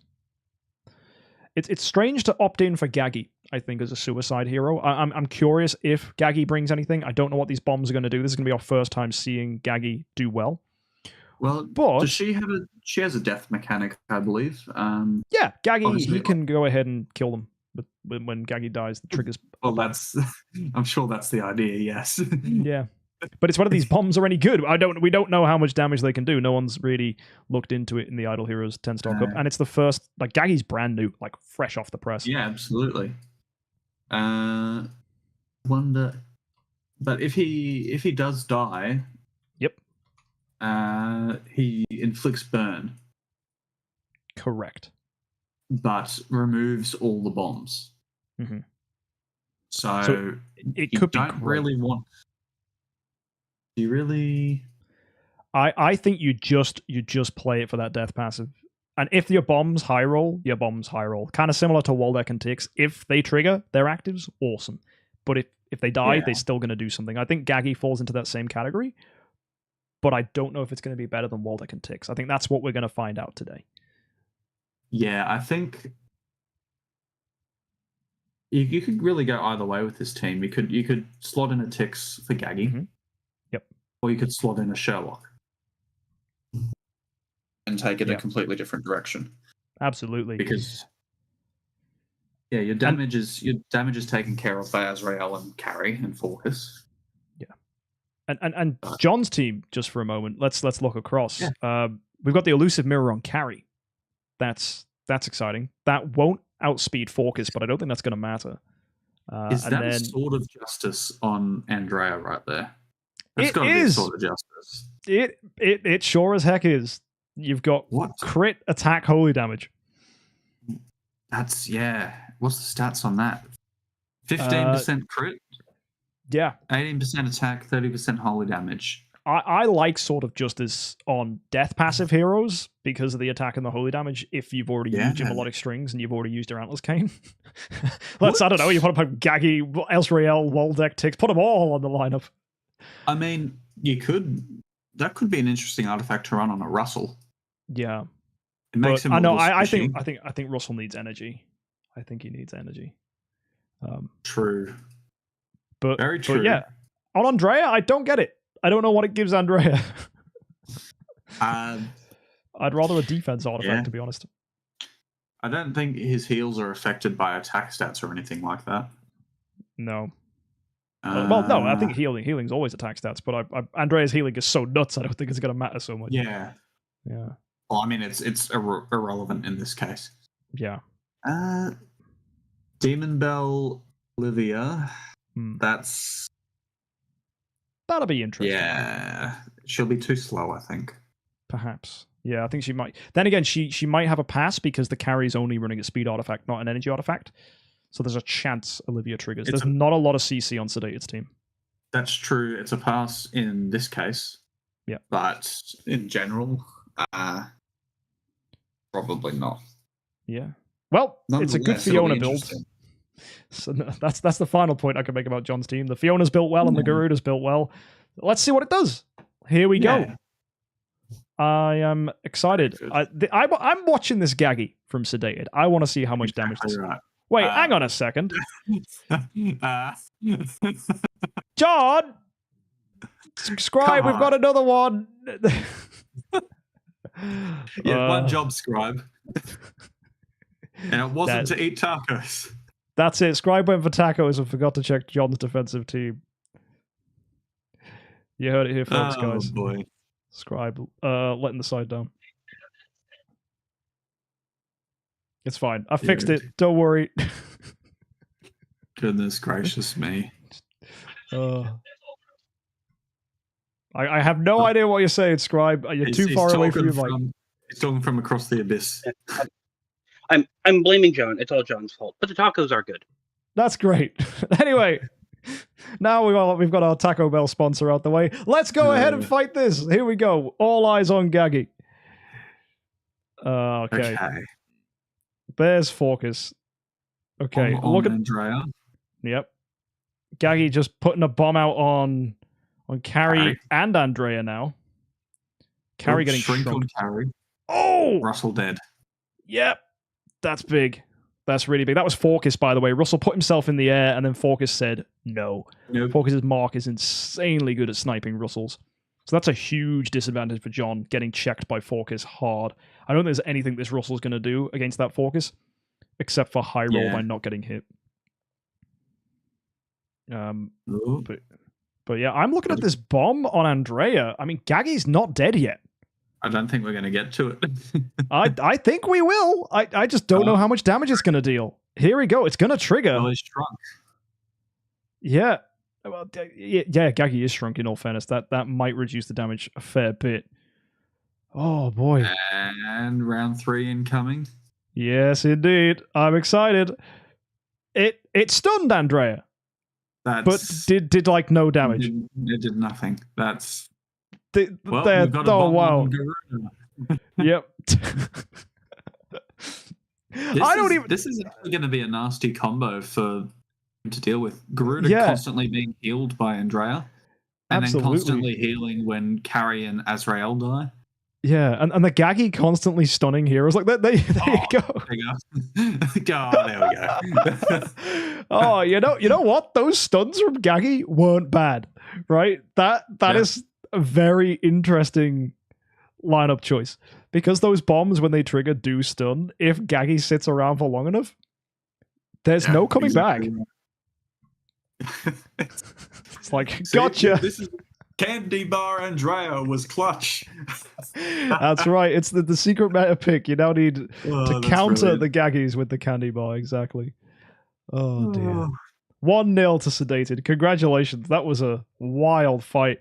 John, you're our attacker now. Run it back. Run it back. Exactly. Let's see if you can do just as well. John, hopefully your Russell doesn't get pinged by Forcus this time. So I'm looking at Sedated's Forcus. Disgusting hero. And it's going to mark not Russell, which means now Sedated is scared. Oh, and the shrink on Azrael. Oh, ease up. Ease up. Oh, Russell's going to pop. I think Russell's going to kill Forcus for sure, which means Russell gets a free pass into later rounds. The Garuda is hanging in there with a tiny bit of HP. If Olivia can die, that's going to be a double heal, because Andrea should heal as well. Oh, look at that healing. There exactly we go. that. Perfect. Bang. Yeah, this is a terrifying round. Russell incoming. Oh, that's nasty. That is a big active. John, that's how you do it. There's the heal from Andrea. A lot of health. Yeah, Gaggy's a freaking monster. Attack. Well, she's it's Magic Stone Sword, of course. Yeah, you got that defense. Attack. Yeah, he Andrea is just about to be stunned.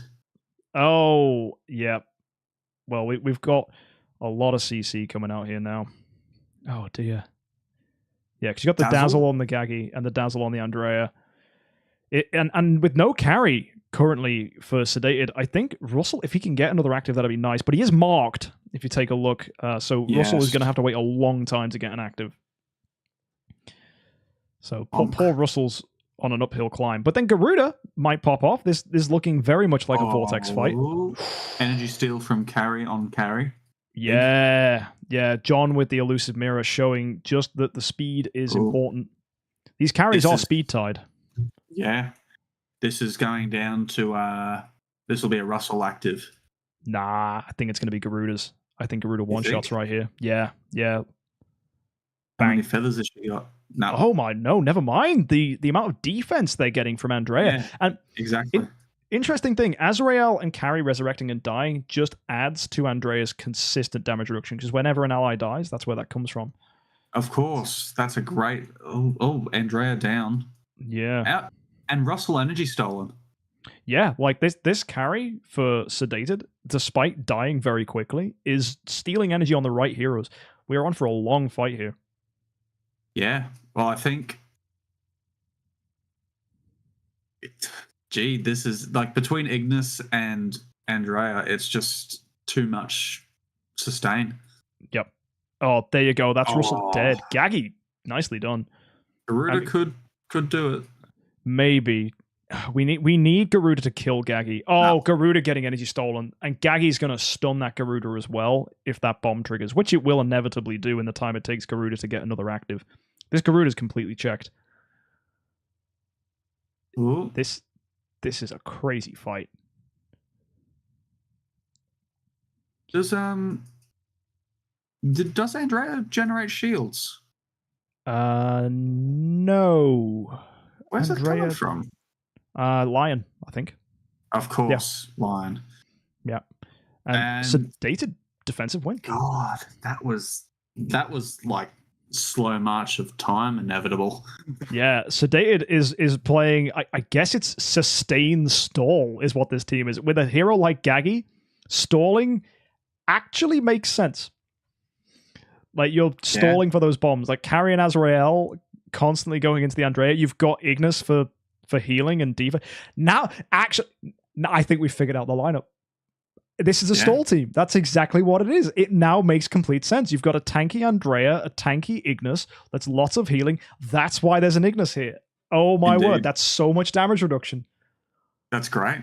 Yeah, that. And then that obviously is you've got Carrie and Azrael there for the dual purpose of stacking damage reduction. Yeah. And chipping away / energy sniping. Yeah, I think this is the first time we've actually seen a stall team in the IHXC. We've seen Suicide, we've seen Sustain in the sense that I'm just going to live for a Russell and a Vulcan, but Sedated just said no to all of that stuff and said, I'm just going to ruin your day, and you will die. That's really strong. Yeah, oh my goodness. I would love it if we could do like post-match interviews with these guys just to see what they're thinking. Get some feedback after day one, because I think Sedated's inspired. Let's go. Something for the Champions Edition. Absolutely, yeah. So here we go, guys. Sending in Sedated's team against John. John needs to win this to stay in this fight, or it's going to be a 3-0 sweep for Sedated. Oh, that fork is touching Russell, and of all the places to get touched, Russell is not one of them you wanted to go for. Yep, and he's dead. That is instantly checked. That focus is disgusting. If you're gonna put Illusive Mirror on someone, that's check and mate. Yeah, but then again, John absolutely, not leaning too heavily on that. Russell, we do have Garuda here, so we still have damage output. But given the amount of damage reduction and the way that you can stall with today's team, look at that energy stealing that Garuda. Oh, goodness. Bombs out there on Fiona and Andrea. Andrea's about to get stunned. Yeah. I wonder how long that stun lasts for. I think it's 2 rounds, maybe? Yeah, 2 or 3 rounds. Either way, it's it took the words right out of my mouth, Smeeks. Long enough. Oh, goodness. Story of your life. Yeah. A lot of shields there, though, for John. Fiona helping to survive this menacing onslaught from the stall. We need a good Garuda active. Absolutely need a good Garuda active. But geez, you just can't knock that damage reduction, honestly. It's too strong. It's busted. With Lion as well, giving you that extra damage reduction too. And this shields. Is a very, very smart team. Yeah. If I recall, Sedated did very well in the first couple of tournaments. Yeah. Oh, this shouldn't be too surprising. Yeah. This is brutal. I'm curious though. John's still got his Garuda alive, so there is an opportunity here. Yeah, I think really to counter Sedated, you just need so much more damage pressure though. You need stuff like Waldeck and Tix just to really push the damage. John's not got that. And energy stolen on Garuda again. That hurts. Yeah, just so much control. Absolutely denying anything that John is able to do here. It's disgusting. Oh, what was that? Azrael, man. Oh. Damage from the grave. That. Yeah. Oh, and snipes Andrea. Yeah. Oh, well, Garuda doing something at least, but Azrael then killing Carrie. Which and Azrael's back. Because she had a bomb on her anyway. But this is it's just too brutal. Yeah. Sedated's team is terrifyingly well put together. I love this. Absolutely love this. So we're just looking now. Heals and heals and heals and heals. Yeah. And more heals. And you see those blue little domes, viewers. Those are stacks of damage reduction. And there are so many on Sedated's team. God. Wow. 29 million heals from Ignis. 24 million heals from Andrea. 34, sorry. 39 and 34. And the crazy thing is, every time Carrie dies, triggers Andrea's heal. Every time Azrael dies, triggers Andrea's heal. That's the most disgusting team I've seen all tournament. Yeah. Bloody hell. Genius, pure genius. Stall. It'll be very interesting to see how this does against like a suicide team. Yeah, I think the only way you beat this, it's kind of like in like competitive like card games, like if you allow a control player to snowball, which is exactly what Sedated is doing, you're dead. So you need to absolutely simplify the game state. You need to like just throw every bit of damage you have. It's just helmet on, pure damage, go. And unless you have a send it damage team, you can't. Sedated could run away with this. Has anyone got a team that strong? If only there was a Drake in this tournament to tear through all that damage reduction. Is anybody running a Drake, I wonder? See, the thing I think is, I think Sedated came up against the perfect team for his team. Yes. So it's a wait and see deal, I reckon. Absolutely. And we are down to our last 5 fights now. So, folks, the champion from last time, Gimmerman, returns to fight, already winning their first match, a Bendy Man with a disgustingly good crowd control team.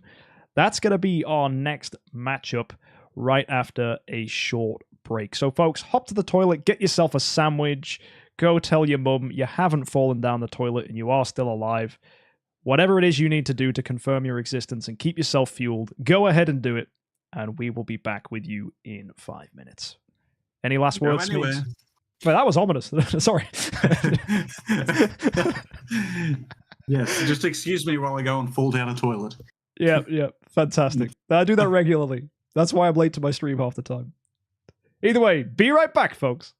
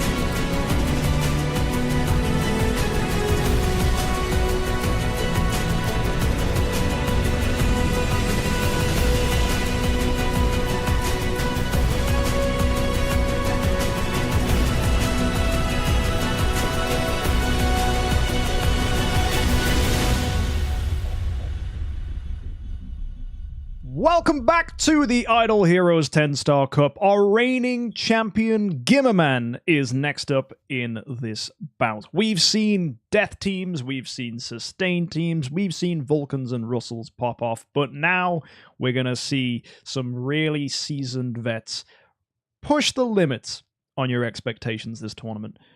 Smeegs. Add some spice. Oh, the spice. The spice is real. Let's jump in with straight up, it's Gimmerman.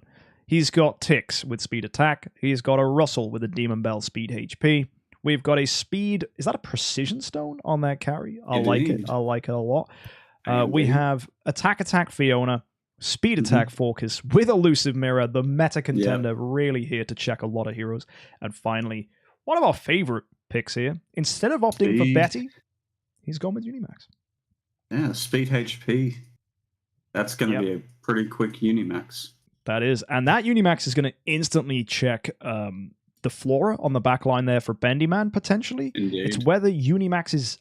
Actually, Or how it's gonna fast... Be faster, I think. Yeah, I think Unimax is not quick enough. Let me check this. Unimax base speed. It's 11 something, right? 1193. Yep, too slow. So that Flora is going to get away with it, so no taunt for her to worry about. Tix will be too slow, as he doesn't have any speed in that artifact. It's just a melodic strings. But yeah, we've got that Sherlock who can reflect the taunt back. That's fun. And then Gloria, who is here to stun. Really interesting matchups here. Really like both heroes. Both opting for the AMB carry. I mean, these teams are really well built. Yeah, indeed they are. It'll be interesting, because obviously Bendyman needs to CC that Russell before he gets in the air, which should Flora be easy will enough, hopefully do. Yeah. If not, you can snipe it with carry. I wonder who's most in danger from Focus's marks here. It's got to be Tix, probably. Probably Tix, but if he dies, I think that's fine. I think Bendyman's opted in for a team that's not weak to Focus, which I think is a really good meta call. I think there was a strong prediction that Focus would be here to punish people still using Russell. A lot of people still are using Russell, obviously opting in for how good he is with his dazzle and high win chance. Indeed. But yeah, I think there's a lot going on here. We've got to see carry steal from Russell. We've got to see Flora twine. I think this is one of these matches where if we ran it back, it could go either way. Absolutely, there is so much dice rolly crowd control. And I think that's how Bendyman wants to play this one. I think Bendyman wants to put his opponents in a position where they can't just get a free win on him if they out damage him. Well, it'll be because I think Focus is going to win speed ties regardless of attacking or defending. Correct. So it's really whether or not, because if he gets Flora, it'll be a lot harder for Bendyman. Yes. Yeah, so I'm excited to see where this one goes, and we're going to see a very interesting match, I think. Gimmerman bringing the Dragon, which is a nice choice. I think a lot of people are opting into Dragon at the moment because it gives you crit and crit damage. You sacrifice a bit of damage you would have gained from going with someone like Phoenix. Yeah. But you do get a bit the of stun. holy damage too, right? Yeah, buffs your holy damage, but you get the stun. So Gimmerman's got the stun from the pet. Whereas a Bendyman's opted in for pure defense with the deer. It's not like his team needs any more crowd control. You could always use more crowd control. Absolutely. So, yeah, I am absolutely ready to see how this one plays out. I couldn't put my money on this. I think it's a dice roll, and it's going to be a lot of fun, whichever way it goes. I am going to lean towards Gimmerman. Okay. He does have pedigree. Only slightly. Very, very well. Well, folks, let's go see if Smeegs' prediction is well placed. We kick things off with Gimmerman in the driving seat. Tix and Russell on his front line with Carrie, Fiona, Focus, and Unimax, the first one that we've seen really pushing weight in this tournament, hopefully. It's not the first Unimax we've seen, though, but it is a Unimax on a really tight team. No stun. No. Wow. Taunting Tix and Flora. Yeah, it took him a while to get the twine off. Flora didn't get any, but there is now twine placed on that Russell, which is absolutely fantastic. Well done, Betty, with that. Really nicely done. And yeah, I'm liking how this is looking for Bendyman. Despite his team being lower HP, he's got the correct CC off, but he couldn't stop that carry. Yeah, it's... I'm. I think he got a little unlucky. Oh, that's a good dove. It is. You never know. Sherlock Carry can claw things back with the ticks in the tank. All we need is that enemy Focus to die. I think there's just too much with Russell and Focus still in play. Absolutely. But, that Russell is gonna hurt. Yeah, for sure. I do think if he gets luckier with Flora, then things probably might go different. Absolutely. I completely agree. We've seen the ticks hopefully get a lot of damage here now for Bendyman, as Focus is dead. The health swap from Sherlock, we could see this turnaround. We could absolutely see this turnaround. Carries back, but he's got the dazzle on him. Poor Bendyman. Tanky Sherlock, though. Yeah. Magic Stone Sword holding up. Yeah. Block HP, too. Yeah, really good counter for Russell's. Is and that Focus? Focus is dubbed at the moment, I believe. No, that's a Fiona. Oh, so Focus is dead. Yeah. And dude, this is probably the end. No, that Sherlock still got some steam. I think he's gonna health swap right now. Not sure with who. Come on!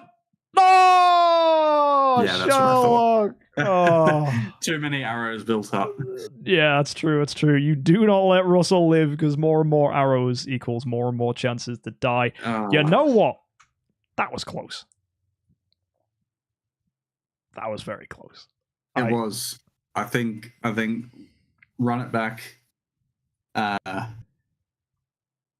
Flora needs to pull her weight. Yeah. She didn't. No, she didn't at all. She didn't get any twines off. So that's with a Flora low roll, and Bendyman managed to stall it out very far. So if Flora high rolls, potentially a different fight. Yeah. Let's go see if Bendyman, as the attacker now, can show us what that Flora is made of. Also, he's going to win the carry speed war here, which is important to note, as his carry is going to be faster than the opponent's carry because of speed ties. Oh, what are you doing, Flora? Only zero, dear. Yeah. I'm missing the Russell. No, yeah, that Russell slipped the net, absolutely. But there's Betty. Never mind. Betty gets the twine. That's the thing. You don't just count it onto Flora. Betty's got twine too. And the dove. That's great. That means no dazzles next round. Tick's got a big shot off on the other ticks. Yeah. Well, that's not a bad thing. That's kind of good. Look at that health taken away. Yeah. Betty's dead now. Harry, bloody hell. Yeah. We need some Gloria marks to pop off. We need something. That precision on carry is really helping.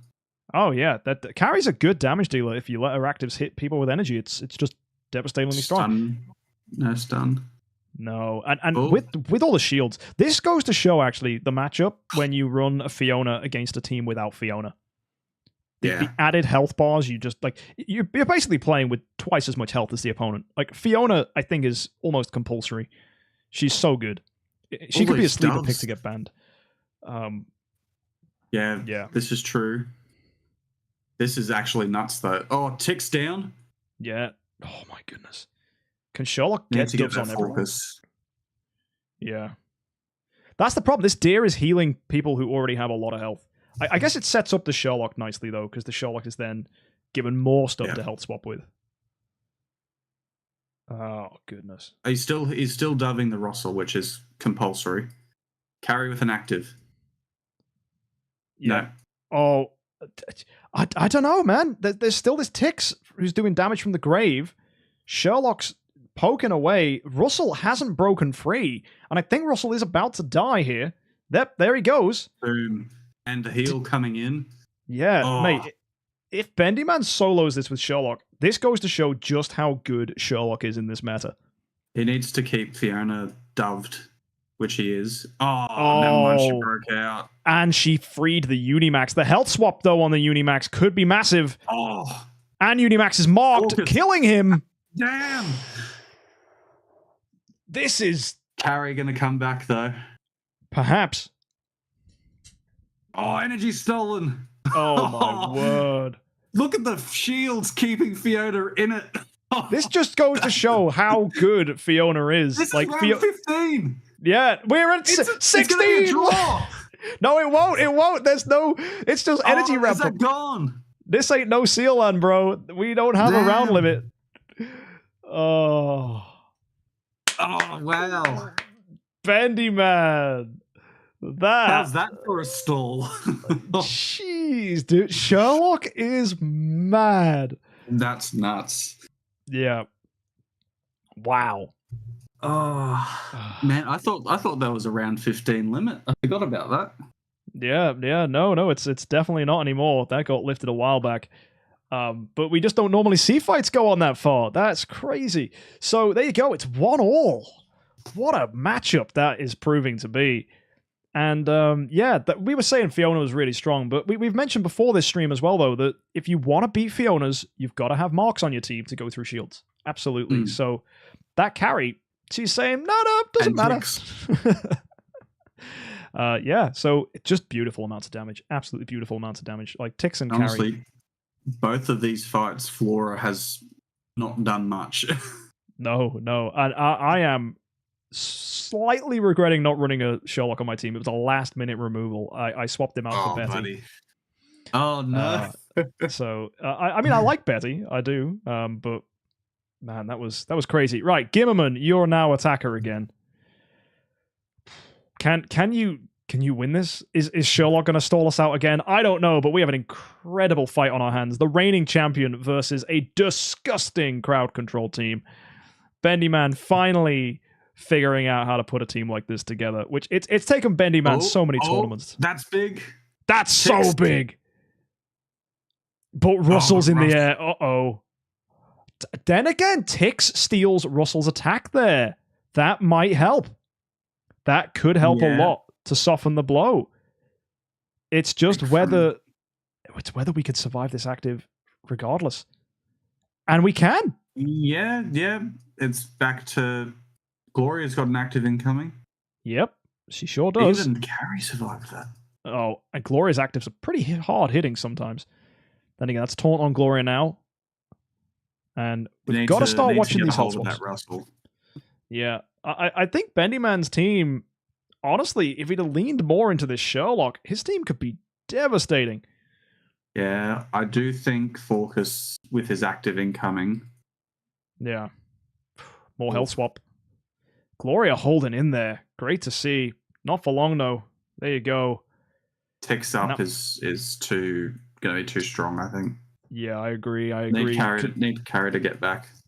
The attack steal on Sherlock's going to hurt a lot, and that Russell getting in the air, it's going to be too much. There's only so much health swap you can do. Yeah, you're dead. No defensive win yet, though. No, but that was a ridiculous offensive win. Well done, Gilliman. Yeah. Saying, what's all this CC nonsense? Just get on the ground. Great to see it. Honestly, I'm liking this though. I think Bendyman's got a really cool team. I just think Gimman's team is much more, I'd say, well-rounded. Yeah. Consistency wins these tournaments. That's the thing. You can have a team that's all built to high roll, but all you need to do is low roll once, and then you're out the tournament. So, indeed, you got to watch out for that. Bendyman now attacking Gimmerman. If Bendyman slips up here, that gives Gimmerman a defensive win. So this is all Gimmerman getting excited now because Gimmerman needs this defensive win to take this. Nothing. Absolutely. So here we go, Bendyman. Deny the defensive win, get your own, and you could get him on the reverse sweep. But we're all watching this Flora. Will she get the twine? She doesn't. What Not a low roll. Oh, and Gloria. No, that's it. Nope. Yep. That Russell's going to get an active. The HP is already so low for Bendyman. Really unlucky with his crowd control odds there. Not getting a lot. And I think we're just going to see a ton of damage. Getting nice stuns there from Gloria, though. But it's going to be... Betty's still up. And the twine now on Russell. That's true. Betty's saying, you might have hit me, but I'll twine you back. There we go. Yeah. Now, we've seen 6v2s before, but poor Sherlock with 4 attack reduction marks now on him. Tix is so good. Yeah. So I think Gimmerman's got this. Dazzled too. Oh dear. Mm. Oh, they've nearly got ticks. I think that's gonna work against him as opposed to for him. The moment you kill that Tix, it's just gonna kill you, right? Surely the Tix marks. Then again, Tix has got a mark from With the health Bendyman's swap, team though. onto Gimmerman. Well, yeah, He's maybe. not health swapping. No, there he does. Oh, Ooh, no, but it's not enough. No. No, that wasn't health swap. Sorry, that was Tix's mark at the end there for Bendyman. Just his team, not enough survival. It's a very squishy lineup. No Fiona, no Andrea. That's unfortunate. Yeah. And Flora just not pulling weight at all. No, I think zeros. she got what? In five fights, actually, she got 2 twines. That is absolute madness. But that's going to be a defensive win for Gimmerman, which puts him through, and a Bendyman finds himself in the losers bracket. Yes. Well, that was an exciting return, wasn't it? What a crazy fight. That's great. Yeah. Yeah. I think Gimmerman's gonna go far with this one. It's a very, very well-rounded team. I think it's very meta, but I think the problem when you run like a meta-style team like this, people may have prepped for it and have interesting techie counters. I think Tech wins games. I think it'll make top 8, but I don't know if it'll win. Okay. Yeah. No, I can agree with you on that one. I think it'll definitely make top 8. Next up, we've got Izzy versus me versus MKxJUMP. So this will be interesting. This is my first fight of the tournament. And Izzy's Let's see. got some interesting stuff here, as we've already seen. No Focus, though, for me to worry about, which is nice, which potentially gives my team a little bit of an opportunity to do well. Now, is this the only Drake in the tournament? It absolutely is. So, folks, get a load of these 2 lineups. You've seen Izzy from earlier in the stream, if you've just tuned in, of course. This is a fun little Vulcan team, which has an Illusive Mirror Olivia. And I'm running a team focused on going for lowest HP. We've got Drake, Saja, and Russell's Arrows target lowest HP, which makes Russell's Arrows a lot more terrifying. And then we've got Carrie, classically built. And then we've got Betty and Fiona. Yeah, just solid, well-established meta heroes. And Illusive Mirror on Saja here so she can outspeed carries. That's the plan. That's strong. Speed crit. Yep. Yep, it's the Rogan I never had. I do think your Betty probably would have been better served as a Sherlock. I potentially miit's agree. We'll have to see if Betty's Twine pulls its weight. If it does, that's very good. But yeah, it's going to be an interesting matchup for sure. It'll be a question of, can your team snipe Izzy's before that Vulcan gets going? That is the question. I have 2 heroes that can dodge, and that's my hope. Yes. Cope might be a better word. But Olivia might be a worry for you too with fairy garden stuff. If your Russell gets shrunk, or Saja even. It's funny. Moptosh has said in chat he feels like Drake's defense down is always baited by carry and loses value. I would say yes, but then as soon as we're running Russell now, it means that the defense down hits carry, which means carry's never dodging, ever. And because in this particular matchup, the Russell and carry are speed tied, so there's a chance that Russell is always stopping that carry before she does an active skill, which gives me free passes on actives, which is nice. So if people are opting in for energy carries, they're going to get punished. Yes. Well, that's what you want to happen. yeah. But you never know. There's all sorts of nonsense that can go on here. My team is designed to hit hard, win fast.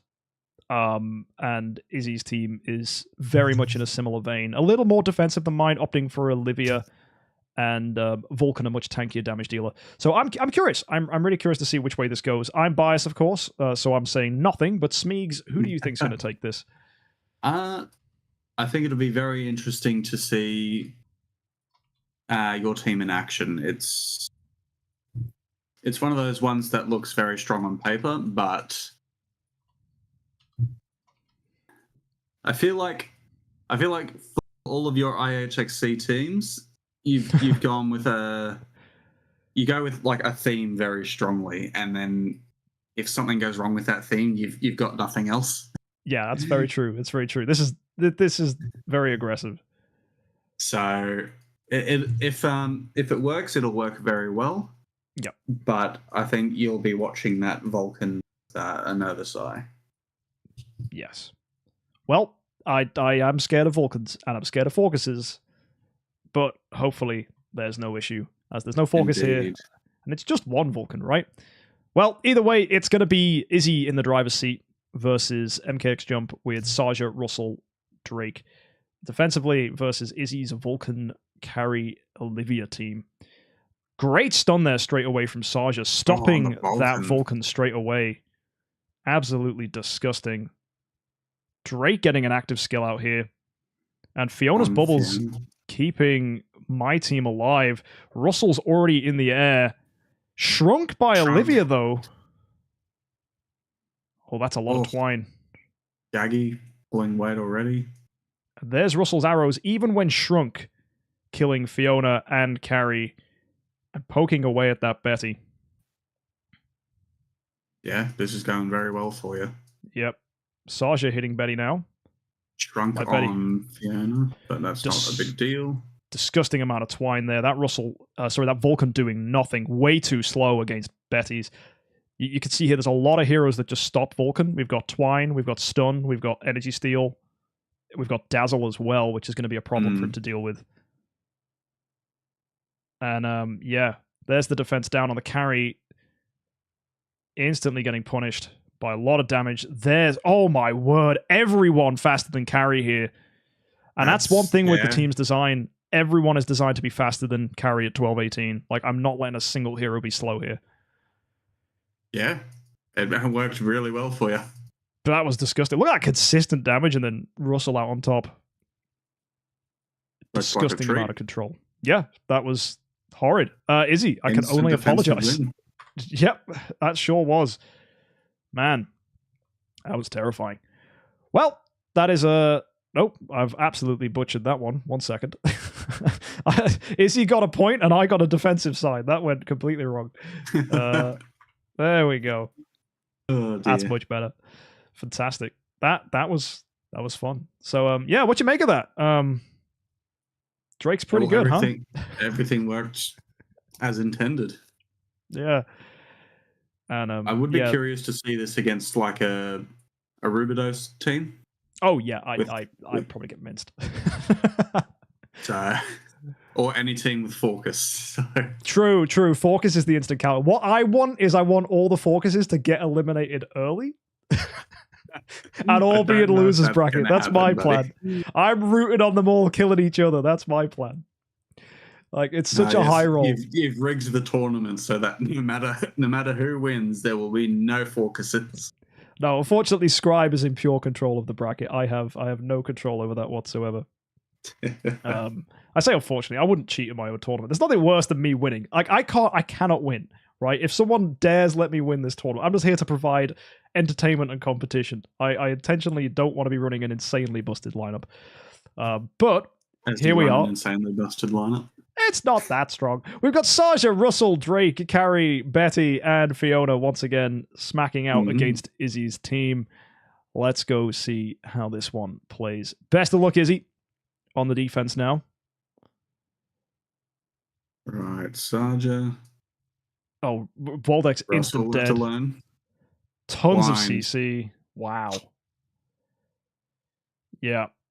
My goodness me. The thing is as well, like, speed carries, like, even if they were in, like, fighting a speed carry and she would be able to outspeed my lineup, there's so many heroes carry needs to check here.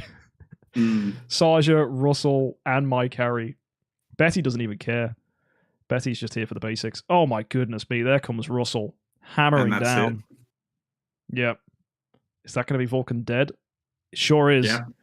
Round 2 kill. Was that a complete sweep? Wow. Perma CC'd. Oh. Crowd control is disgusting.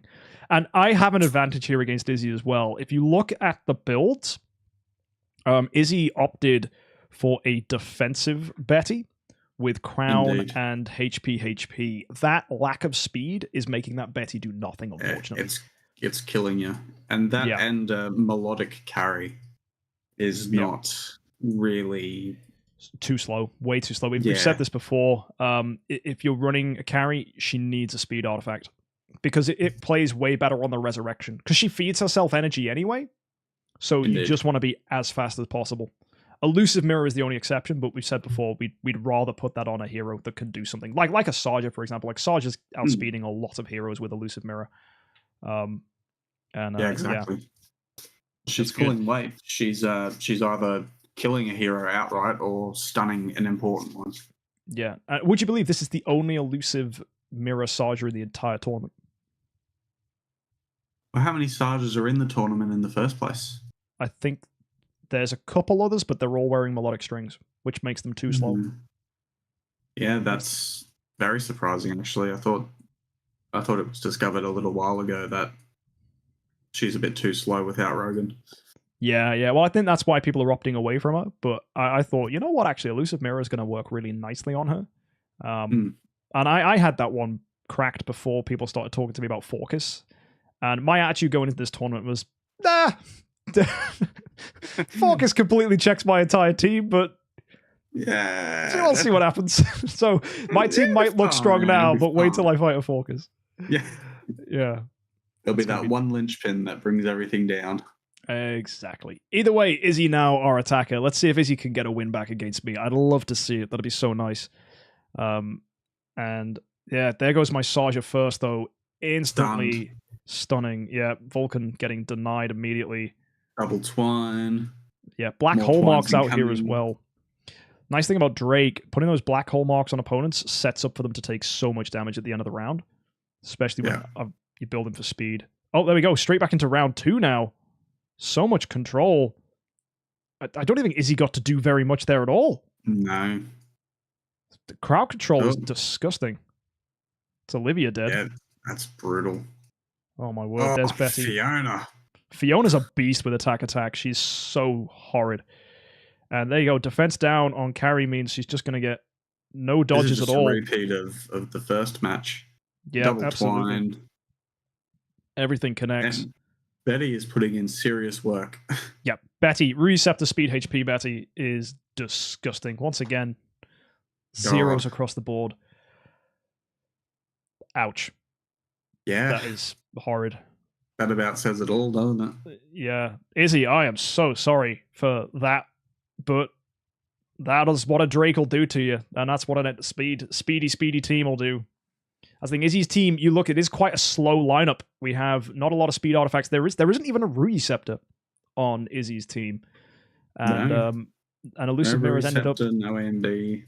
Yeah. So speed wins.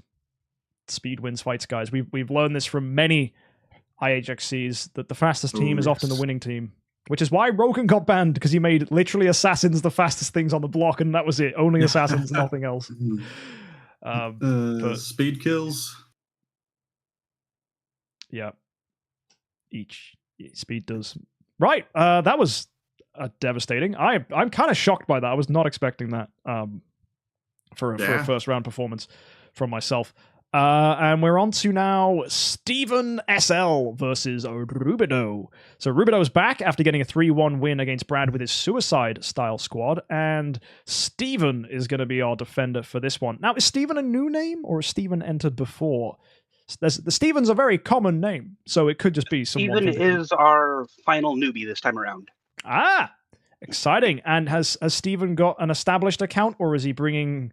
Are there some pieces to his puzzle that could be a little bit... It looks very It's established. been a while since I looked at it, but it looks good. Oh, I'm excited then. Steven, let's have a look at what you've got. A newcomer is always an exciting thing for us to have a look at. So it is Steven versus Rubido. Oh, Steven's bringing... Oh, Steven's been watching from the sidelines. Steven has put together a nasty really nice team. Yeah.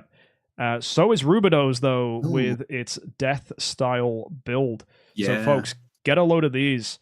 Steven's bringing Russell Carey, two already dominating heroes. You've seen Russell do well in that last fight. No energy artifact though, which could work against Steven. Yeah, here. that's the only thing I was looking at there. Yeah. And then we've got a Fiona built a little more tanky, so she's not baiting lowest HP. In fact, I think Steven's probably going to get a trial by fire here, as what we feel with a lot of newcomers is they haven't had the time to really learn the nuances of the IHXC, such as who your lowest HP is and why that matters. And it looks like that Fiona is going to be very high HP, which is not necessarily a bad thing, but it does open up heroes like Tix, Carry, even Focus to be windows for lowest HP. Unless Steven has completely calculated that stuff. I mean, I definitely know with my lineup, it was literally within 10,000 HP points to make Betty not the lowest HP. It was tight. A lot of tuning. But yeah, Steven's got a lovely melodic strings Tix. We've got Betty with a Rui Scepter, which is excellent. We've got Focus. Attack. Oh, if it only it was speed. That is the one thing he's not managed to get there, I think. That could cost him. It might be an issue of running out of dust. That does look like a dust issue to me. I imagine he was sat there pressing the refresh button right up until the edge of sign up. Oh, that's gotta hurt. That has gotta hurt a lot. But you never know, it could still pull his weight. I think that is just going to set him at a slight disadvantage against energy Russells, as he just won't be able to outspeed them. And yeah, Steven says in chat, not enough dust. Yeah, that is really unlucky, because that Focus is here in this competition to counter Russells by outspeeding. So the lack of speed on him is unfortunate. Rubido, on the other hand... Oh, sorry, go on. I think it won't really matter too much in this lineup. No, there's no Russell, yeah. Although Carry will probably outspeed him. Most likely. And that might be an issue. I mean, Carrie is just a menace in general. Like, you've got to watch out for it. She's really easy to build around, but she punishes teams that don't respect her. And I think the menace.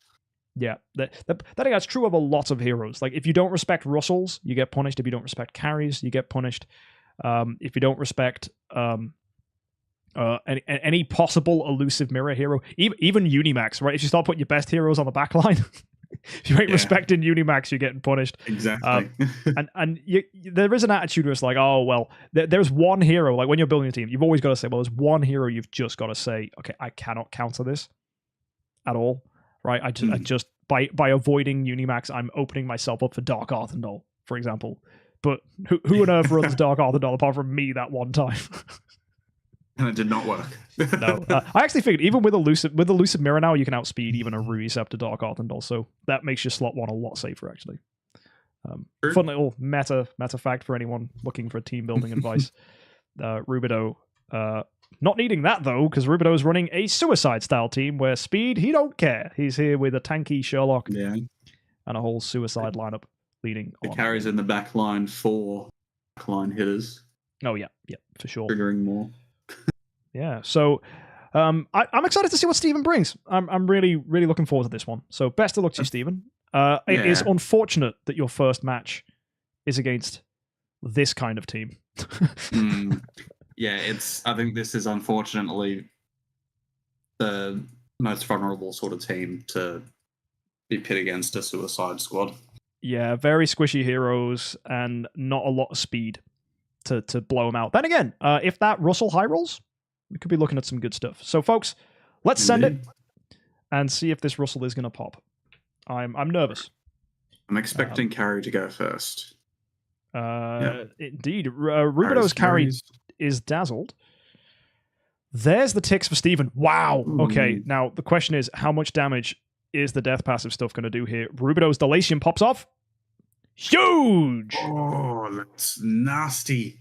Yeah, one-shotting that Russell. Oh, my word. And then Carry punishing. Oh, that is disgusting. Yeah, sheesh indeed. I think a crit attack Delation with an energy artifact, despite being extraordinarily weak to so many meta heroes like Carrie and Saja and Betty, it is a high risk. Exactly, high risk, high reward. If none of those heroes can stop him, that happens. absolutely colossal damage from Delasium. Well done, Rubido. And yeah, we've already seen Rubido's team doesn't even need Delasium to do an active to win. It is just I guess it is a hero that's just, okay, if you're not going to respect this Delasium, you're going to lose because of it. Oh, yeah. And I think Steven just got unlucky. I think he can silence that Delasium, he can twine that Delasium, he can energy steal that Delasium. He's got 3 different things he can do to stop it. He just got so unlucky. Yeah, it was a bit of an RNG question, but I think overall the outcome's still going to, unfortunately, be the same. Yes.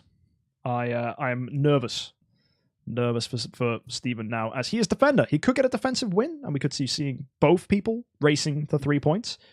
But yeah, I'm excited. So best of luck.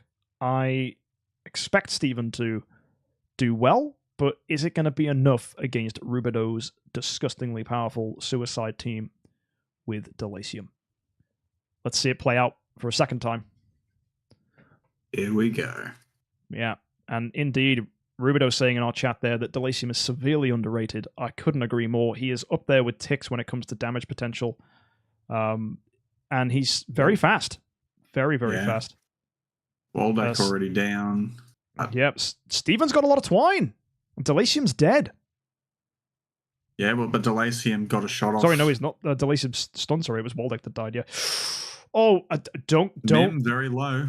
Don't discount Rubido's team yet. We could get the massive end of round damage.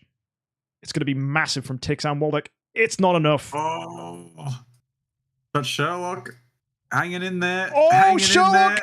hanging in there. He's done it. It's your boy! He's done it again! Once again this tournament, Sherlock proving the myth, the legend himself. 5% HP is enough to win a game. Is HP not just a resource? Whether you've got 1 million or 1, it's still alive. Rubido. That was incredible. Yeah, that is so good. Delasium is definitely cool, but I think Sherlock is the play for these sustain teams. These suicide teams. He just locks you in. That's got to be heartbreaking for Steve. I know. I was like, Steven must have been on the edge of his seat. He's even said in chat, come on. No way. Brutal. Oh, man. What is that Sherlock running again? He is running Rui Scepter, yeah. Not even a Magic Stone Sword. I'd have gone Magic Stone Sword. Oh, beautiful. Maybe even Crown. Could you imagine that boy? But no, it's better Dove chances. Why not? Doves win games. HP, and yeah, you're not wrong there. Yeah, that was way closer than I was expecting, especially for a defensive win or defensive battle. And to think, early on in this tournament, I was saying, I would have gone with speed HP. If that Sherlock was speed HP, he would not have lived. He would not have had enough HP. So pure HP, working way better. Working way better. And yeah, this just goes to show this competition is really getting tight. We're seeing so many interesting fights. And Steven now, our attacker, come on, buddy. You've got to get a win here, friend. You've been so close. I really hope he gets this. Fingers crossed. Yep.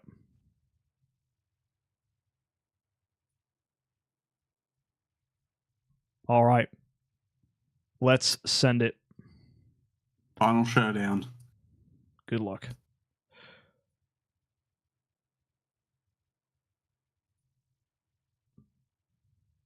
Carry, stealing from the carry. Dazzled. Yeah.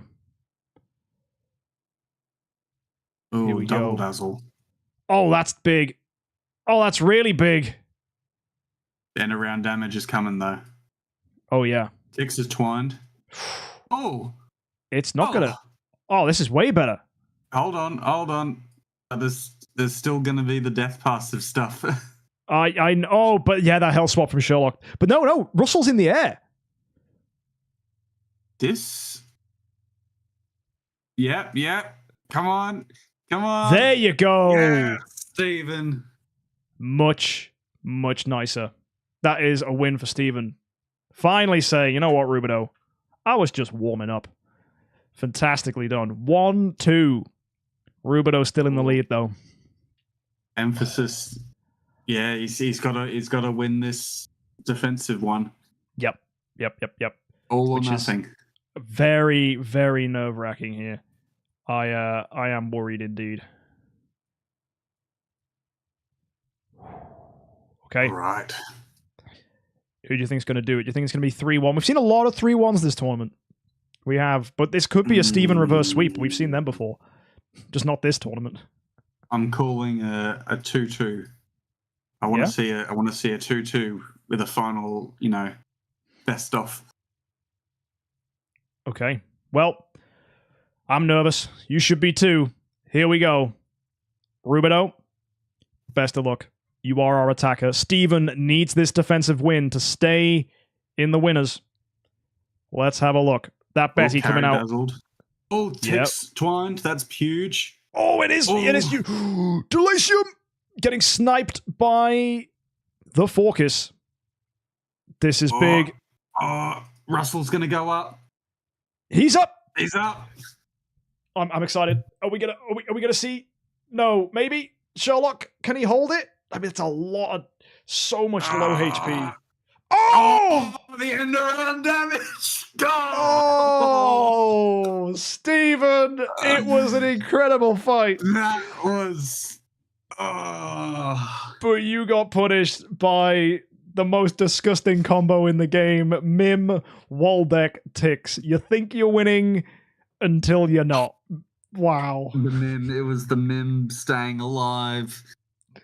Yeah. And the health swaps put all of his heroes perfectly low HP, so it was just dominoes.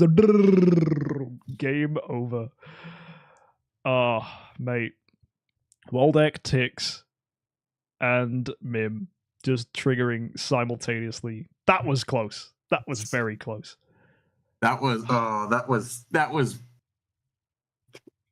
that's got to be the worst way to lose. You think you've got it. You're right there. And then end of round damage fully wipes your whole team. It happens. That's the thing. We see it all the time in this tournament, that there is always one team like this. Moptosh did it early days, and he brought it back, and there's been many people copying it too. And it's just proven. It's a good team. Can we just take a second? Yeah. How stacked is the losers bracket? What do you mean? Like, how many good players are in there? Yeah, exactly. Like, the teams in the losers bracket are nuts. Like Steven's team, Beardovsky's, Bendy Man's. Absolutely. God. Yeah, for those of you curious, here is the brackets as they stand. All right. We have currently still in it in the winners. This is going to be tomorrow's games. We've got Gimmerman and Mr. Wheels. We've got MKxJUMP versus Rubido. We've got Dragon, who's going to go head-to-head against whoever wins this next fight. We've got Moptosh coming up, by the way, guys. Moptosh, who we've talked about a lot this tournament, still haven't seen his team. So it's Moptosh versus Meza. That's fun. Oof. Yeah. And then Sedated's got to go against the winner from Fanto and Flamin. Flamin, another good contender we saw last tournament do very, very well. But yeah, if you look at the losers, we got Willy Wildboy. He played well. John played well. I think everyone in the losers had at least one win under their belt, except for poor Atar. John did get smoked by Sedated, to be fair. You smoked, Izzy. I smoked it. He got a win against Harbinger, though, right? There was a 3-1 against Harbinger. So there's all sorts that could still happen. We do have a lot of good teams, though. And Indeed. That's exciting. That team we just saw from Steven, that's got to go head-to-head against Scribe's Twine team. That's going to be tomorrow as well. But let's not get too distracted by the bracket.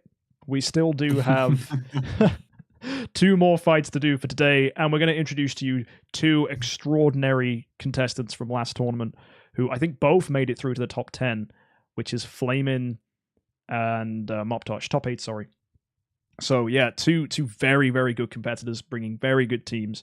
And we've got Fanto and Meza having to go off against them. So let's Let's get those teams up. So it's going to be Moptosh, who is one of our legends of the IHXC, competing in every tournament we've ever had, and doing well, I think, in all of them. The progenitor of the Suicide Squad. Absolutely. So that team you saw from Rubido was Moptosh's original creation. And I'm wondering if he's bringing something like that again, or is he bringing something a little more new and fresh for the meta? Probably the latter, I think. And Meza bringing his team once again. Just to remind chat, the losers bracket can still go on to win the tournament. Absolutely. Yep. You're not out of it yet. No, we saw X Marcus go into losers in the very initial match. Round 1, straight up. Won the whole of losers. Beat everyone, steamrolled right from the get-go. Played more fights than anybody else. And then went to the finals and unfortunately lost. But he went to the second game though. Right? It was a close match. But yeah, X Marcus bringing a really cool team. With Aspen, actually. That was nice. Anyway, we have today Moptosh returning with a beautiful lineup. We got, interestingly enough, Forkis, but without Illusive Mirror. Demon Bell indeed. Because it's on carry. Yes, but Meza's Forkis will outspeed her. True. However, Forkis outspeeds Russell anyway. Indeed. So it's not going to matter. The one thing Forkis would worry about is anyone running Illusive Mirror on Russell. I think Moptosh has rightly predicted that no one is running Illusive Mirror on Russell. Right, and I think that's fair. That was a very good meta pick from Moptosh. And we've got another Ignis situation feeding into carry and Forkis. We've seen that once before already. Yeah, we have. So, but the difference here is that Moptosh is actually doing it right.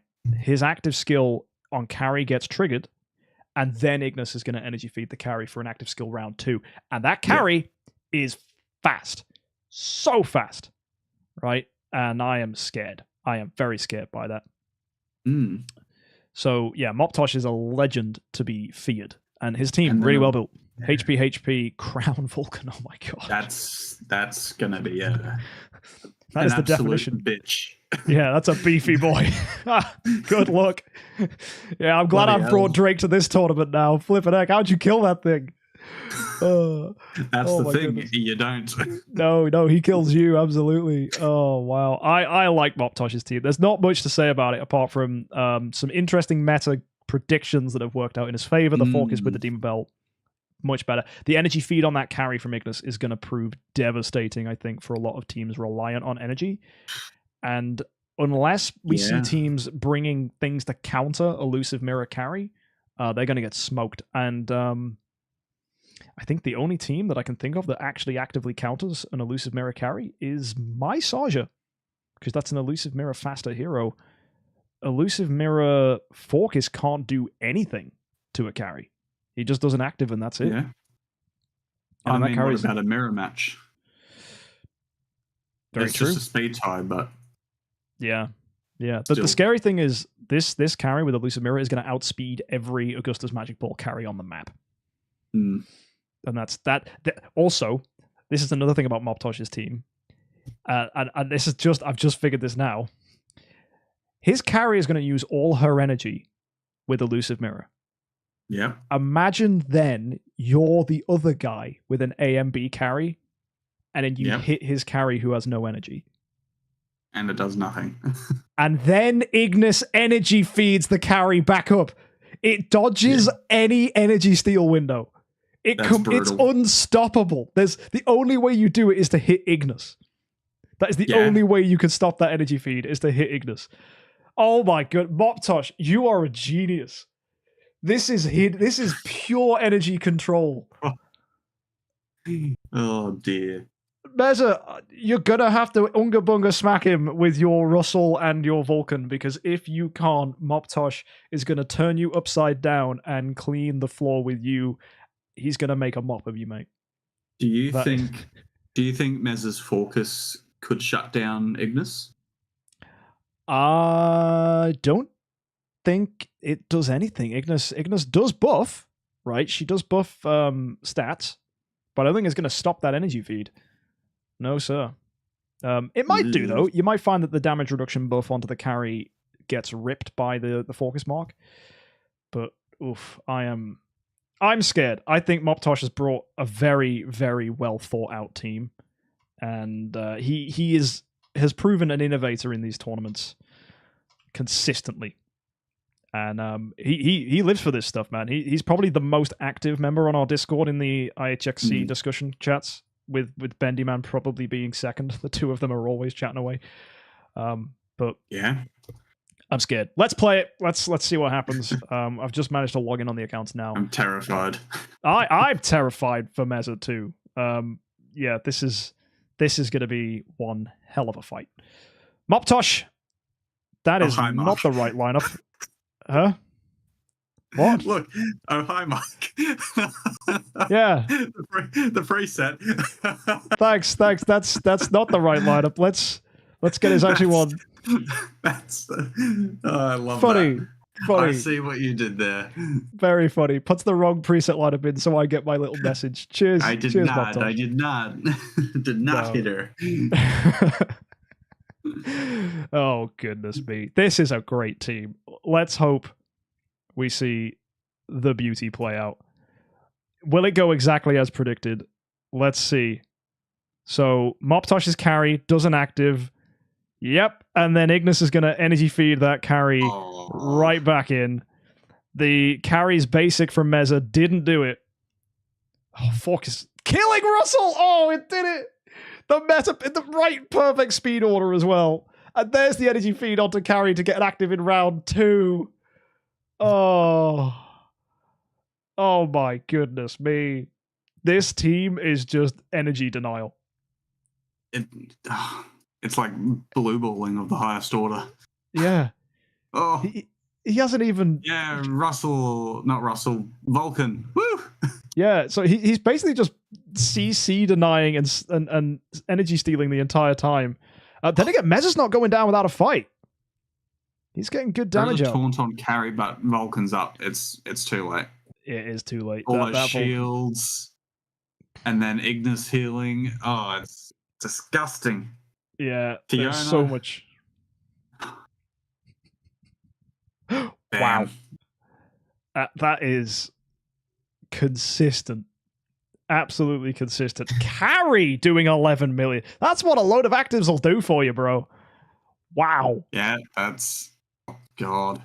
I am scared to say it, but I think Moptosh is definitely going to make it to the top 8. I know it's a bit early to call it now, but Meza is on an uphill battle. His Russell has not a lot apart from good RNG that's going to save him from Focus. Yeah, Oof. Skeester on Easter is...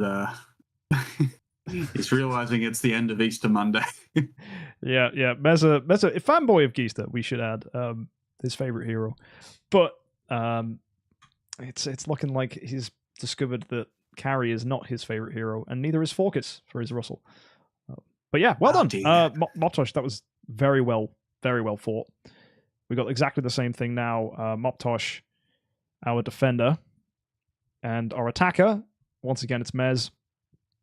Oh, goodness. I wish you the best of luck, buddy. You are going to need it. Moptosh is a terrifyingly good IHXC competitor. Here we go. So we start off. There's that focus for Meza. Nice. Oh, and then the carry going. The backline Betty getting taunted is great for Meza, actually. Yeah. That's really, really good. Russell's up. Russell did get up, so... Oh, Vulcan dead. Yeah, so Focus punishing pretty much... Okay, so you've got an issue here where Focus is a brilliant counter to Andrea, because every single buff Andrea gives just triggers Focus's mark, which is what we just saw there, which was nuts. So now it's down to... Yeah. Although, it's look, not... It's... Russell is... Oh!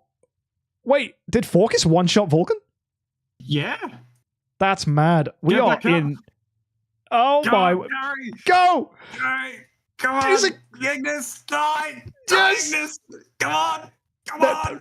Russell, Come on! Russell is so low Yes! HP. Yes, Yes! What? Meza, you did it. I don't know how. Well, I do know how. His focus low rolled, but you still won. That Oh. was what? Yeah, wow. I just watched that Vulcan self-destruct. What? Oh, Focus is such a good hero. Both teams demonstrating how dominating he can be. Oh, that was great. amazing. Yeah. I love it. I love to see it. It's so funny though that Andrea is gonna Meza's on an uphill battle this whole tournament. There's a lot of Focuses, and that Andrea just proved it's not a good meta choice against Focus at all. But hey, his Russell made it. Oh. And Russell's good, man. Russell's good. Oh dear me. And there's a lot of Russells in this tournament, rightly so. Yeah. Russell is phenomenal. Oh dear. Wow. Let's go Moptosh. again. Let's indeed go again. Moptosh, our attacker, saying, no, run it back. I can win this. It was a fluke. All eyes now on Moptosh's on focus. That's very good. That is very good. That is going to help. And oh my word, Moptosh! Oh, again. You missed Russell twice? No way! That's like a 1 in 9 chance for that to happen. Vulcan's still alive too. Oh, never mind. I take it back. He's got Focus's mark on him. That Vulcan's going to get punished because Vulcan can't survive Russell and his own abilities. And Fiona's dead. Next is Vulcan. Okay, yeah, but he's going to die. That Vulcan's so dead. The moment he goes in the Carrie just says no anyway. Wow. Meza is just saying you might have brought a Focus, but he hasn't got a 100% chance. So that sounds like holy shit! Ignis. Oh, Focus mark on Ignis. Yep, it's so tight. This now. Russell's just going to win on basics. Arrows are so good against carry. She can't dodge them. Bang. Yeah. Faction advantage as well. Defensive win. Holy shit! What an upset! Meza, you beast. Wow. We have a fight on our hands. This is the tightest match we've seen all tournament. Oh my goodness me. All the hype on Moptosh. All eyes on him. Innovative team builder. Oh dear. I think Moptosh is going to level it. You think it's going to be he's going to just win the next two? No, I think he's going to go 2-2, and then from there, I don't know. Oh, okay. So this is now going to be a defensive win for Moptosh, you're guessing. Okay, it all depends on Moptosh's Focus. Will we see him miss? Right? I'm just looking at that Focus. No energy steal from the carry. That is one weakness, actually. His Focus is slower than carries. Oh, he gets it that time. Okay, yep. That's good. Actually, that's one thing we didn't mention, is not running the new artifact on Focus opens him up to energy steal from carry. True. This is very true. That is something I didn't consider. So Moptosh, his team isn't infallible. Although it looks like this fight, it's going to suck. This is only ending one way. yeah. Meza's got nothing here. Absolutely. Unless Unimax carry energy steals, but no. I mean, taunted. Yeah, but taunted when you've got 2 left. You're still going to have to put everything into that Unimax now. You have to eat so much damage. Yeah. I mean, the Unimax is dead. 100%. But if carry dodges, then we might still... I mean, what do we do? It's just copium, mate. The game's done. It's Moptosh's win. Yeah, we're just... Listen, we knew it was over from the beginning. Yeah. I can't believe that was 11 million damage with a block as well. Wow. Yeah. That's a defensive win. Well, you're right. That's it leveled. So literally, this fight is going to come down to one thing and one thing only. If Focus does an active skill. Russell. Yep. So Meza needs to dodge and or steal Focus's energy with carry. Moptosh needs neither of those things to happen. And This is it. that's it. This is So never has a game hinged on a dice roll quite like this. One hero polarizing this fight. I would not want to be a bookie right now Yeah. in this situation. Best of luck. Let's do it. Next man wins. Whoever walks away with a victory this fight is safe from losers. Our first fork is marking Vulcan. Marked on Russell. That's excellent. Sorry, Well, yeah. Vulcan is what I meant. Oh, he's missed. He has missed. As wait, no, no, he wait, hasn't no, gone no, yet. no, Focus hasn't gone. We're watching it. Twined. Gets That's it. it. It's over. That's it. That's definitely it for sure. Although, will Vulcan die from the mark? That's a good question. Even if he does, I mean, there's no way Unimax carry brings this back. There's too much damage here. No, Vulcan just lives. Like Moptosh was saying, he's calculated it so that like Vulcan can just live if he's on full health. So it's super calculated. And that means that I think we're on for an absolute GG situation. Unfortunately. Well done, Moptosh. Almost losing. Yeah. it was hairy. He would have sweat a little bit there. Yeah, that is 3-2. Well done. Absolutely well done. That was a close fight. The closest yet, in fact. And I am pretty confident we're probably going to see those two fight again. Assuming for sure. Assuming Meta doesn't just get knocked out of losers. That was a very, very good match. Both teams really, really, really well built. And yeah, can't fault them. Which means we're on to our final match of the entire day, guys. Our final fight for day one. Just in time for you to get your dailies done on Idle Heroes. 20 minutes till reset now. So let's bring it up. We have... who's it going to be? Let's see. Flamin versus Fanto. Indeed. Flamin versus... Yeah, Fanto. So we've already seen Fanto today, and this is the first time we get to see Flamin's lineup. And at that point, we've seen everyone's teams, I believe. Yeah. So yeah, it's gonna prove to be a really good tournament. So Flamin is okay. That's. Oof. I want to know what is. Are you okay? What is on Vulcan? That's a. Oh my. Oh yes. What?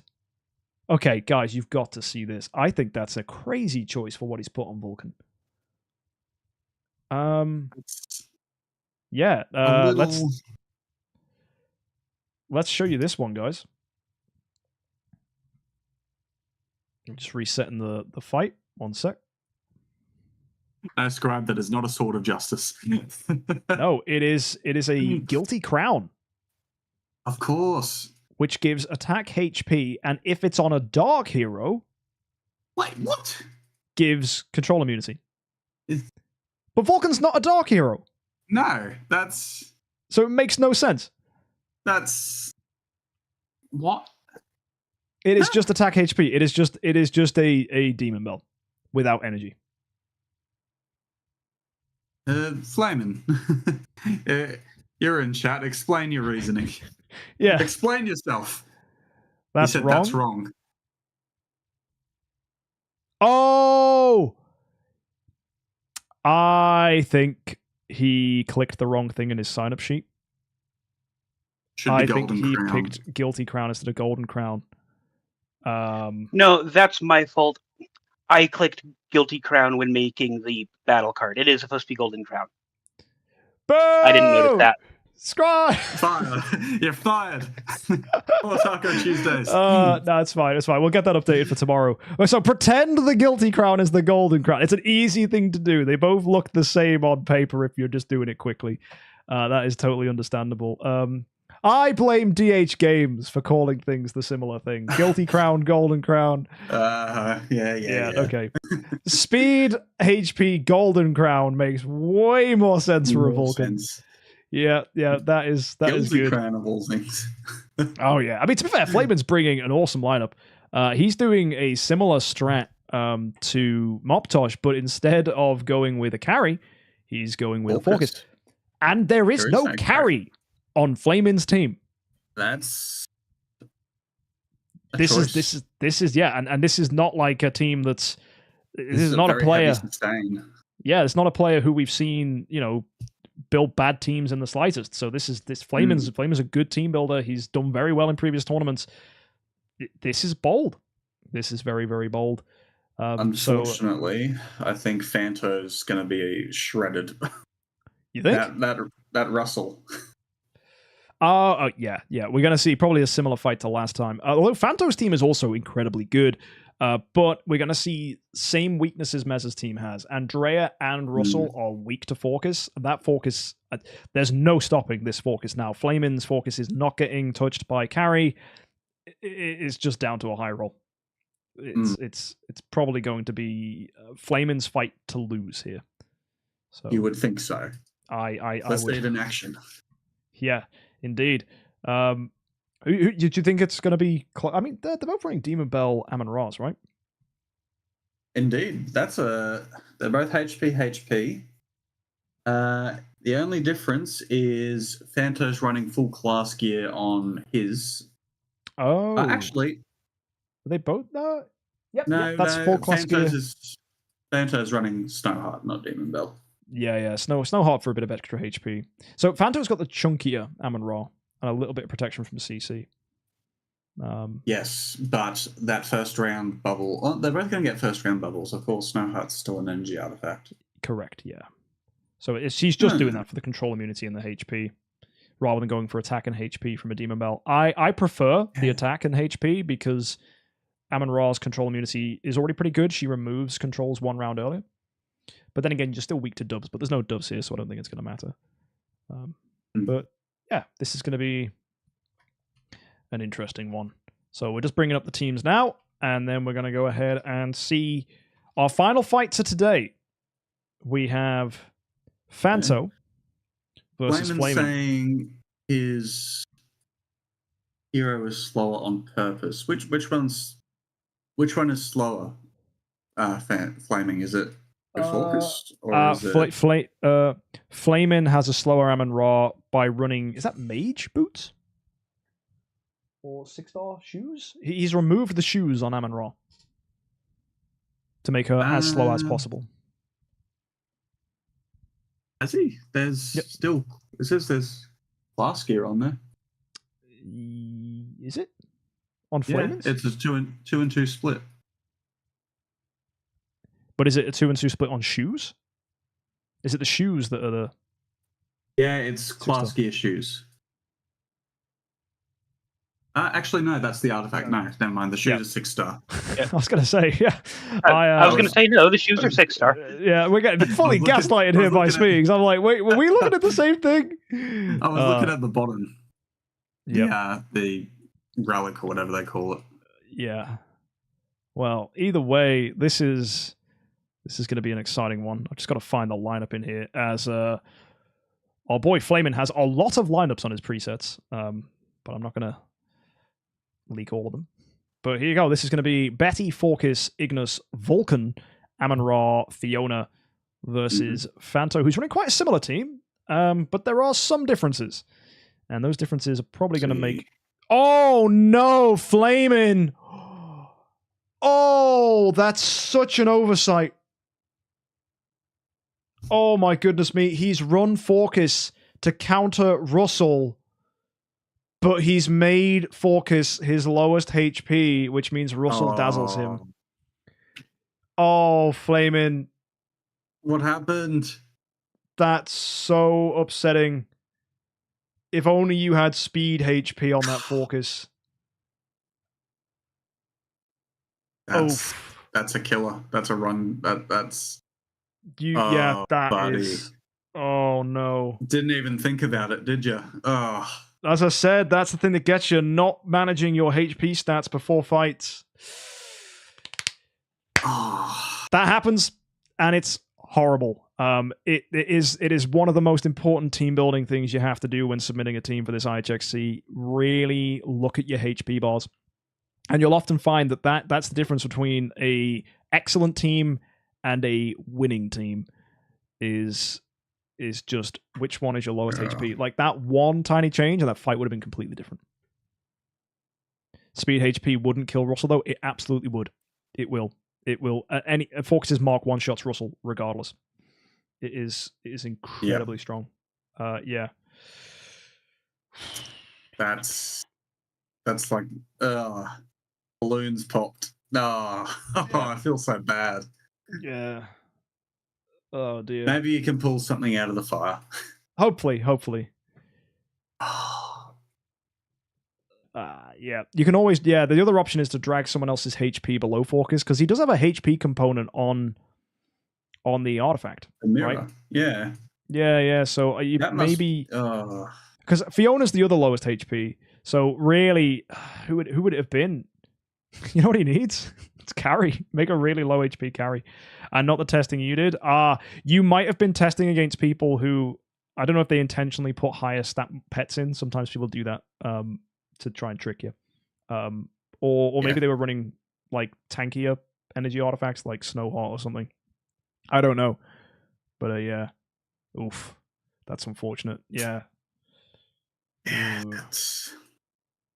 I don't know how you get around that. I really don't. Yeah. Well, even if you don't kill the Russell outright, you still you can't have focus as your lowest HP. Yeah. Yeah. Having Betty as lower HP could have been good, but then again, her getting dazzled as well is like curtains. I think actually looking at Flames, every single hero on his team, I don't want them to get dazzled. Maybe Amon-Ra, but then you have to go like attack. Ignis, yeah. But then does that not make Ignis really squishy? Then again, what's wrong with a squishy Ignis? Absolutely nothing. Yeah. Because then she energy feeds. That's unfortunate. Then again, it might still work out. We can't write it all out yet due to one ability. Russell's dazzle is not 100%. There are things that can change here. So of course, let's go ahead. Comes an RNG game.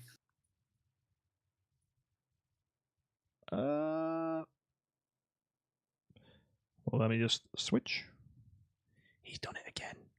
Fanto keeps logging in on his main. Fanto, bugger off.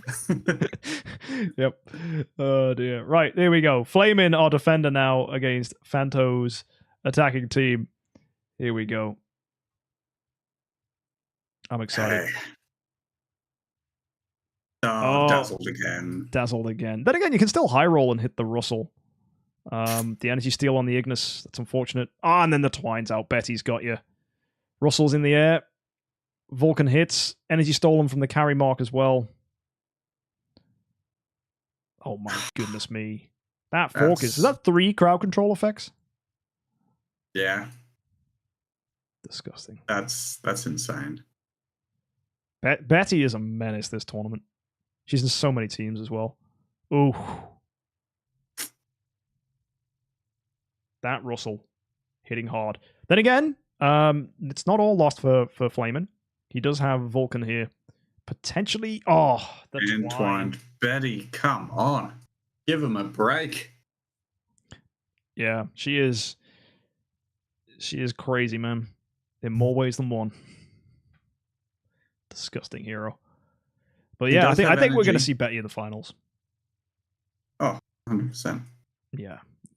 Is Carrie going to steal his energy? No, he's up. Oh! Ooh. Bro, this is insane! But then again, the Amon-Ra bubbles can tank this. We've seen it happen in previous tournaments. Yeah, but is it enough? I don't know. Is it enough? There's so much damage reduction. Here it comes. Oh, mate. Easy. What? Wait. That was a bit of a mix-up. It was tanked and then it wasn't. What's going on? I don't know, but we're probably just going to see a perma twine. No, wait. Betty's low rolling all her twines. Okay. Hang on. The fight is not over. Wait. Unless, hang on. Oh, is he control immune? Is this Vulcan control immune because of Ignis? Wait, no. He is. Yes. He's got to be. That's. But he oh didn't my kill. word! He didn't kill. What? Yeah. No one expected this. That That is Control immune brilliant. from Ignis. Holy shit. Mate. Okay, Flamin', back to the drawing board, dude. I swap the Ignis and make her like no HP. Right? That is so funny. Yeah, but Oh. then she'd give Focus the control immunity. Yeah, well, no, that's what I mean. Swap Vulcan and Ignis over, so it's Ignis dying next to like. Yep. Yeah. Wow, bro. That moment of realization as well, which is like, why is the Twine not have? Oh no, dude. That. Oh, that was brilliant. Was that a defense? That was a defensive win. It sure was. It is 1-1, both defensive winners now. Baby, we're playing games now. Let's go. Now we're cooking with gas. Or as they say in Germany, we've got to the sausage. Oh, for Christ's sake. That's true. That's true. It's a phrase in German. It's like Alan Zamverst or something like that.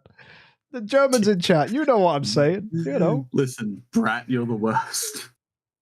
Yeah. Okay, that was great. I want to see that again. That was so fun. Even if this ends up being like a 3-1 and it ends up being completely won by Fanto, Flamin', you're my favorite for that. That was so good. That was amazing. Oh dear me. Right, Flamin', you're our attacker now. Can you get another win under your belt? It is 1st to 3. Both have defensive wins. It is all down to this. Come on, Focus. Get him anyway. Oh, that is it. That is so exciting. There was no dazzle on that Focus. Oh my goodness me. Boom!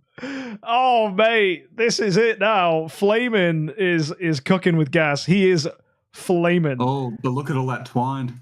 Oh, I don't think it matters. There's twine on both sides. Oh. Then again, having a petrified Betty. Oh, she breaks free. Never mind. Yo, imagine we see the same thing again. That Ignis makes this Vulcan control immune. I mean, Vulcan's got energy. Oh my word. Oh, there's the twine. That's clutch. It really is. You know what we could see for the first time this entire Holy tournament? shit. Yeah.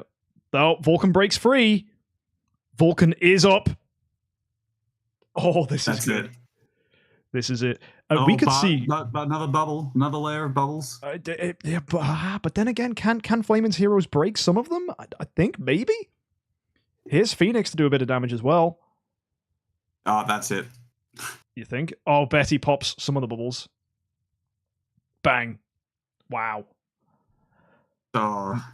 Flamin'. Hello. You know what we could see? We could see the first ever team without a carry beating a team with carry. Yeah. Like, this could just go to show carry is not as polarizing as everyone makes her out to be. Like, Flamin's doing just fine. That's nuts. But he did high roll the Focus. He sure did. Then again, I mean, that means Fanto needs to win the next two. So, Flame, it doesn't matter though, right? You could say, oh, Flamin's high rolled, he didn't get dazzled, or Flamin high rolled, his Ignis made his Vulcan CC immune. He still did it, exactly. He did it, and it's incredible. It happened. You saw it here, guys. This is our final fight, potentially, if Flamin gets this, or we're going to go to literally winner takes all between these two. Flamin is defending. It is. This will be it, the end of day one, or maybe not. What do you mean? Are you confused? Smeegs looks confused. No. As in, this is just like the fights we've had so far, and it's just day one. Yeah. So right, yeah. We've normally had some pretty boring day ones where it's like, 3-0 sweep, 3-0 sweep. Every fight's a 3-0. But no, everyone's brought something spicy. And those of you that haven't, it's just been like small oversights or lackings of stones. And even then, you've shown us something awesome. But let's see if Fanto can do something awesome now, as he is attacking and fighting for dear life against Flamin here. He gets the dazzle on that Focus and the energy steal on Vulcan. That's a great start. That's what you need.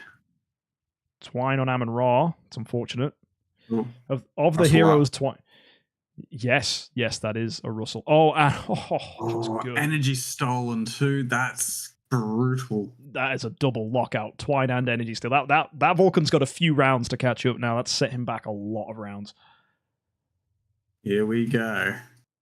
This Russell, man, he's gonna have to do something good. Both teams with Fiona, actually. Fiona's very popular this tournament. Oh my Yeah. word. Oh, Even with That's the it. shields. 2-all. It comes Absolutely. down. Well, I say that. Yeah. This Betty is going to end up being CC immune, but... Oh, but the healing curse? It's such a great counter to Ignis. Yeah. There we go. Such a good counter. Yeah. Ignis is going to literally do an active and it's going to kill her. Oh, nope. Damage over time gets her. Disgusting. Oof. Yep, It all it comes is. down to this. Absolutely. The final fight, 2-all, both with defensive wins. Winner gets it, right? That's it. Whoever loses this fight is in the losers bracket. Whoever wins this is on to the next round of winners. It is terrifyingly close. And it is all left with Flamin, our attacker, versus Fanto, our defender. And we need to see Forkis manage to touch this Russell if Flame's in with a chance. Best of luck, buddy. Or we could see another Vulcan comeback. Oh He no! missed. Forkis was fine, but he missed. That is so true. He marked everyone else. That could still work out, though. The Andrea could get punished. It's better than what we've been seeing in these last few fights. This is going to be close. I think the Russell's going to do too much damage, unfortunately. We Twine will. on the Andrea. Yeah, we get bubbles from Amon Ra, though, so I think we've got some defense against Russell. But we're going to need a lot more than just some. We tanked it. Oh, Absolutely tanked it. Amon Ra eats that for breakfast. Yeah, nice. Well holy done. cow. Yeah. That was really well done. Really, really nicely done. Which means now we've got a lot of twine. 3 layers of twine now. Yeah, this is one of the problems. If Russell is your Ooh. fastest hero, it means none of your other heroes have gone out. So you However, know how we were Fiona's- saying about that. Oh, go Yeah, on. you're gone. I was just going to say, you know about Amon Ra being slow. Yeah. The intention is just so that her bubbles are the very last thing that happens, so that This fast is, Russells that's a just good get point. punished. Yeah, Oh, but the arrows are starting to stack up. yeah. There's only so much you can do. Vulcan's going to get energy stolen. Yeah. Fun interaction. Russell's arrows go around Amon Ra's bubbles, which is very interesting. Which is both a good and a bad thing. That carry is brutal. And there's the Yeah, arrows. that's it. Ra dead. Yeah, Vulcan. Well, actually, if Forkis goes down and then Ignis, we have a control immune Vulcan. we certainly do, but he's got to fight this Russell, and oh mate, he's double CC'd. Well, it doesn't matter if Ignis dies. No, that Ignis is arguably too tanky for this team. Really, it's getting him killed. We need that Ignis to be dead, and we will see that Ignis die.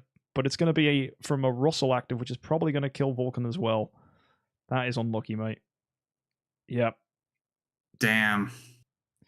If only that Vulcan wasn't getting energy stolen, and it just shows you how good carry is, because energy steal just keeps big damage dealers like Russell and Vulcan in check. And I think it may have been a small, I think it's one too many oversights from Flamin that cost him that matchup. No carry, and having Forkis as the lowest HP. Yeah. Dazzled.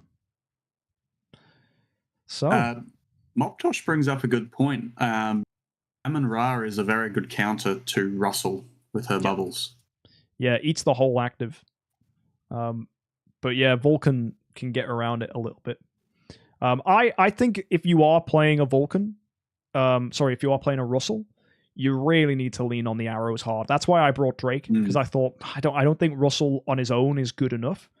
I think you need that Drake to debuff lowest HP to make the arrows the thing that kills. Because back in 2020, when Russell was meta, it was his arrows that made him so good. They had to nerf him. They had to reduce the number of arrows he does, because the arrows. Or did they buff him? Did they increase the arrows? I can't remember. They did one of two. One of two. I think they nerfed him. I think they reduced it. But the arrows are what makes Russell so strong. And yeah, as I said as well, yeah, Amon-Ra easily tanks. So just kill Amon-Ra first. That's the play. Or have heroes faster than Russell. Because if Russell is your fastest, you're just going to run straight into an Amon-Ra bubble. It's the same thing with putting heroes faster than your main damage dealer against Penny. You want that removed. That's why Halora and Freya being really quick in normal idle heroes is really helpful, because they remove Amon-Ra bubbles before your main damage dealer gets in. So yeah, that was really fun. And we have an insane top cut. Let's go take a look at our winners and losers brackets as they still stand. So yeah, we're on to 10 people who still, is it 10 or 8 people that haven't been defeated yet? 8 people, I think. Let's bring up the bracket. So folks, there we have. So far undefeated this tournament, we have Gimmerman, Mr. Wheels, MKxJUMP, Rubido, IHXC Moptosh, Dragon, Fanto, and Sedated 42.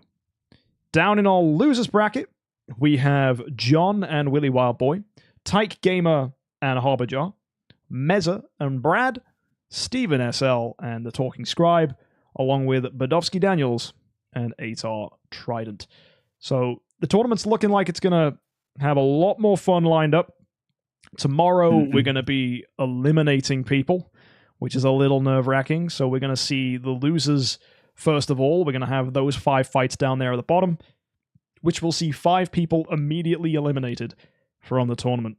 We'll then move through and run the 19, 20, 21, and 22nd fights there. That's losers round 2, which will see 4 more people eliminated. So immediately we're saying goodbye to 9 people from 9 fights. And then our attention is drawn up to round 3 in winners, where we're going to go ahead and cut it down to our top. Will we be at a top 8 by then? No, it'll be a top 16 by that point. I think. No, when we play out winners round 3, how many is that going to be left? Yeah, top 8 will be after losers 3. Yeah, so we need to do losers 3 as well. Wow, that's a heck of a lot of fights lined up for tomorrow. That is going to be a long day. 16 fights, I believe. Maybe 17. And then we're looking at round 4. Losers round 4 and top round 4. Where, anything can go. I am excited and also nervous. I have to fight Rubido tomorrow, which is going to suck. You're going to have fun with that. Yeah, and there's some other spicy matchups we've got. No doubt. So, folks, thank you so much for tuning in. We will catch you tomorrow, same time, 8 p.m. Universal Time or Greenwich Mean Time, whatever you call it, guys. It's just 8 p.m. World Time. So if you don't live off the world clock, you can Google it, and it'll tell you. That's UTC or GMT. So whether it's the evening for me or the morning for Smeegs, it's something somewhere. And yeah, guys, it's been an absolute pleasure. So we're going to love you and leave you. Catch you tomorrow. And this is only the beginning of what I imagine is going to be the most exciting Idle Heroes 10-Star Cup yet. Big thank yous to Scribe and for Smeegs for volunteering for today. And a shout out to all our contestants. Always a pleasure. We'll join you tomorrow. Until next time, happy idling. Bye-bye.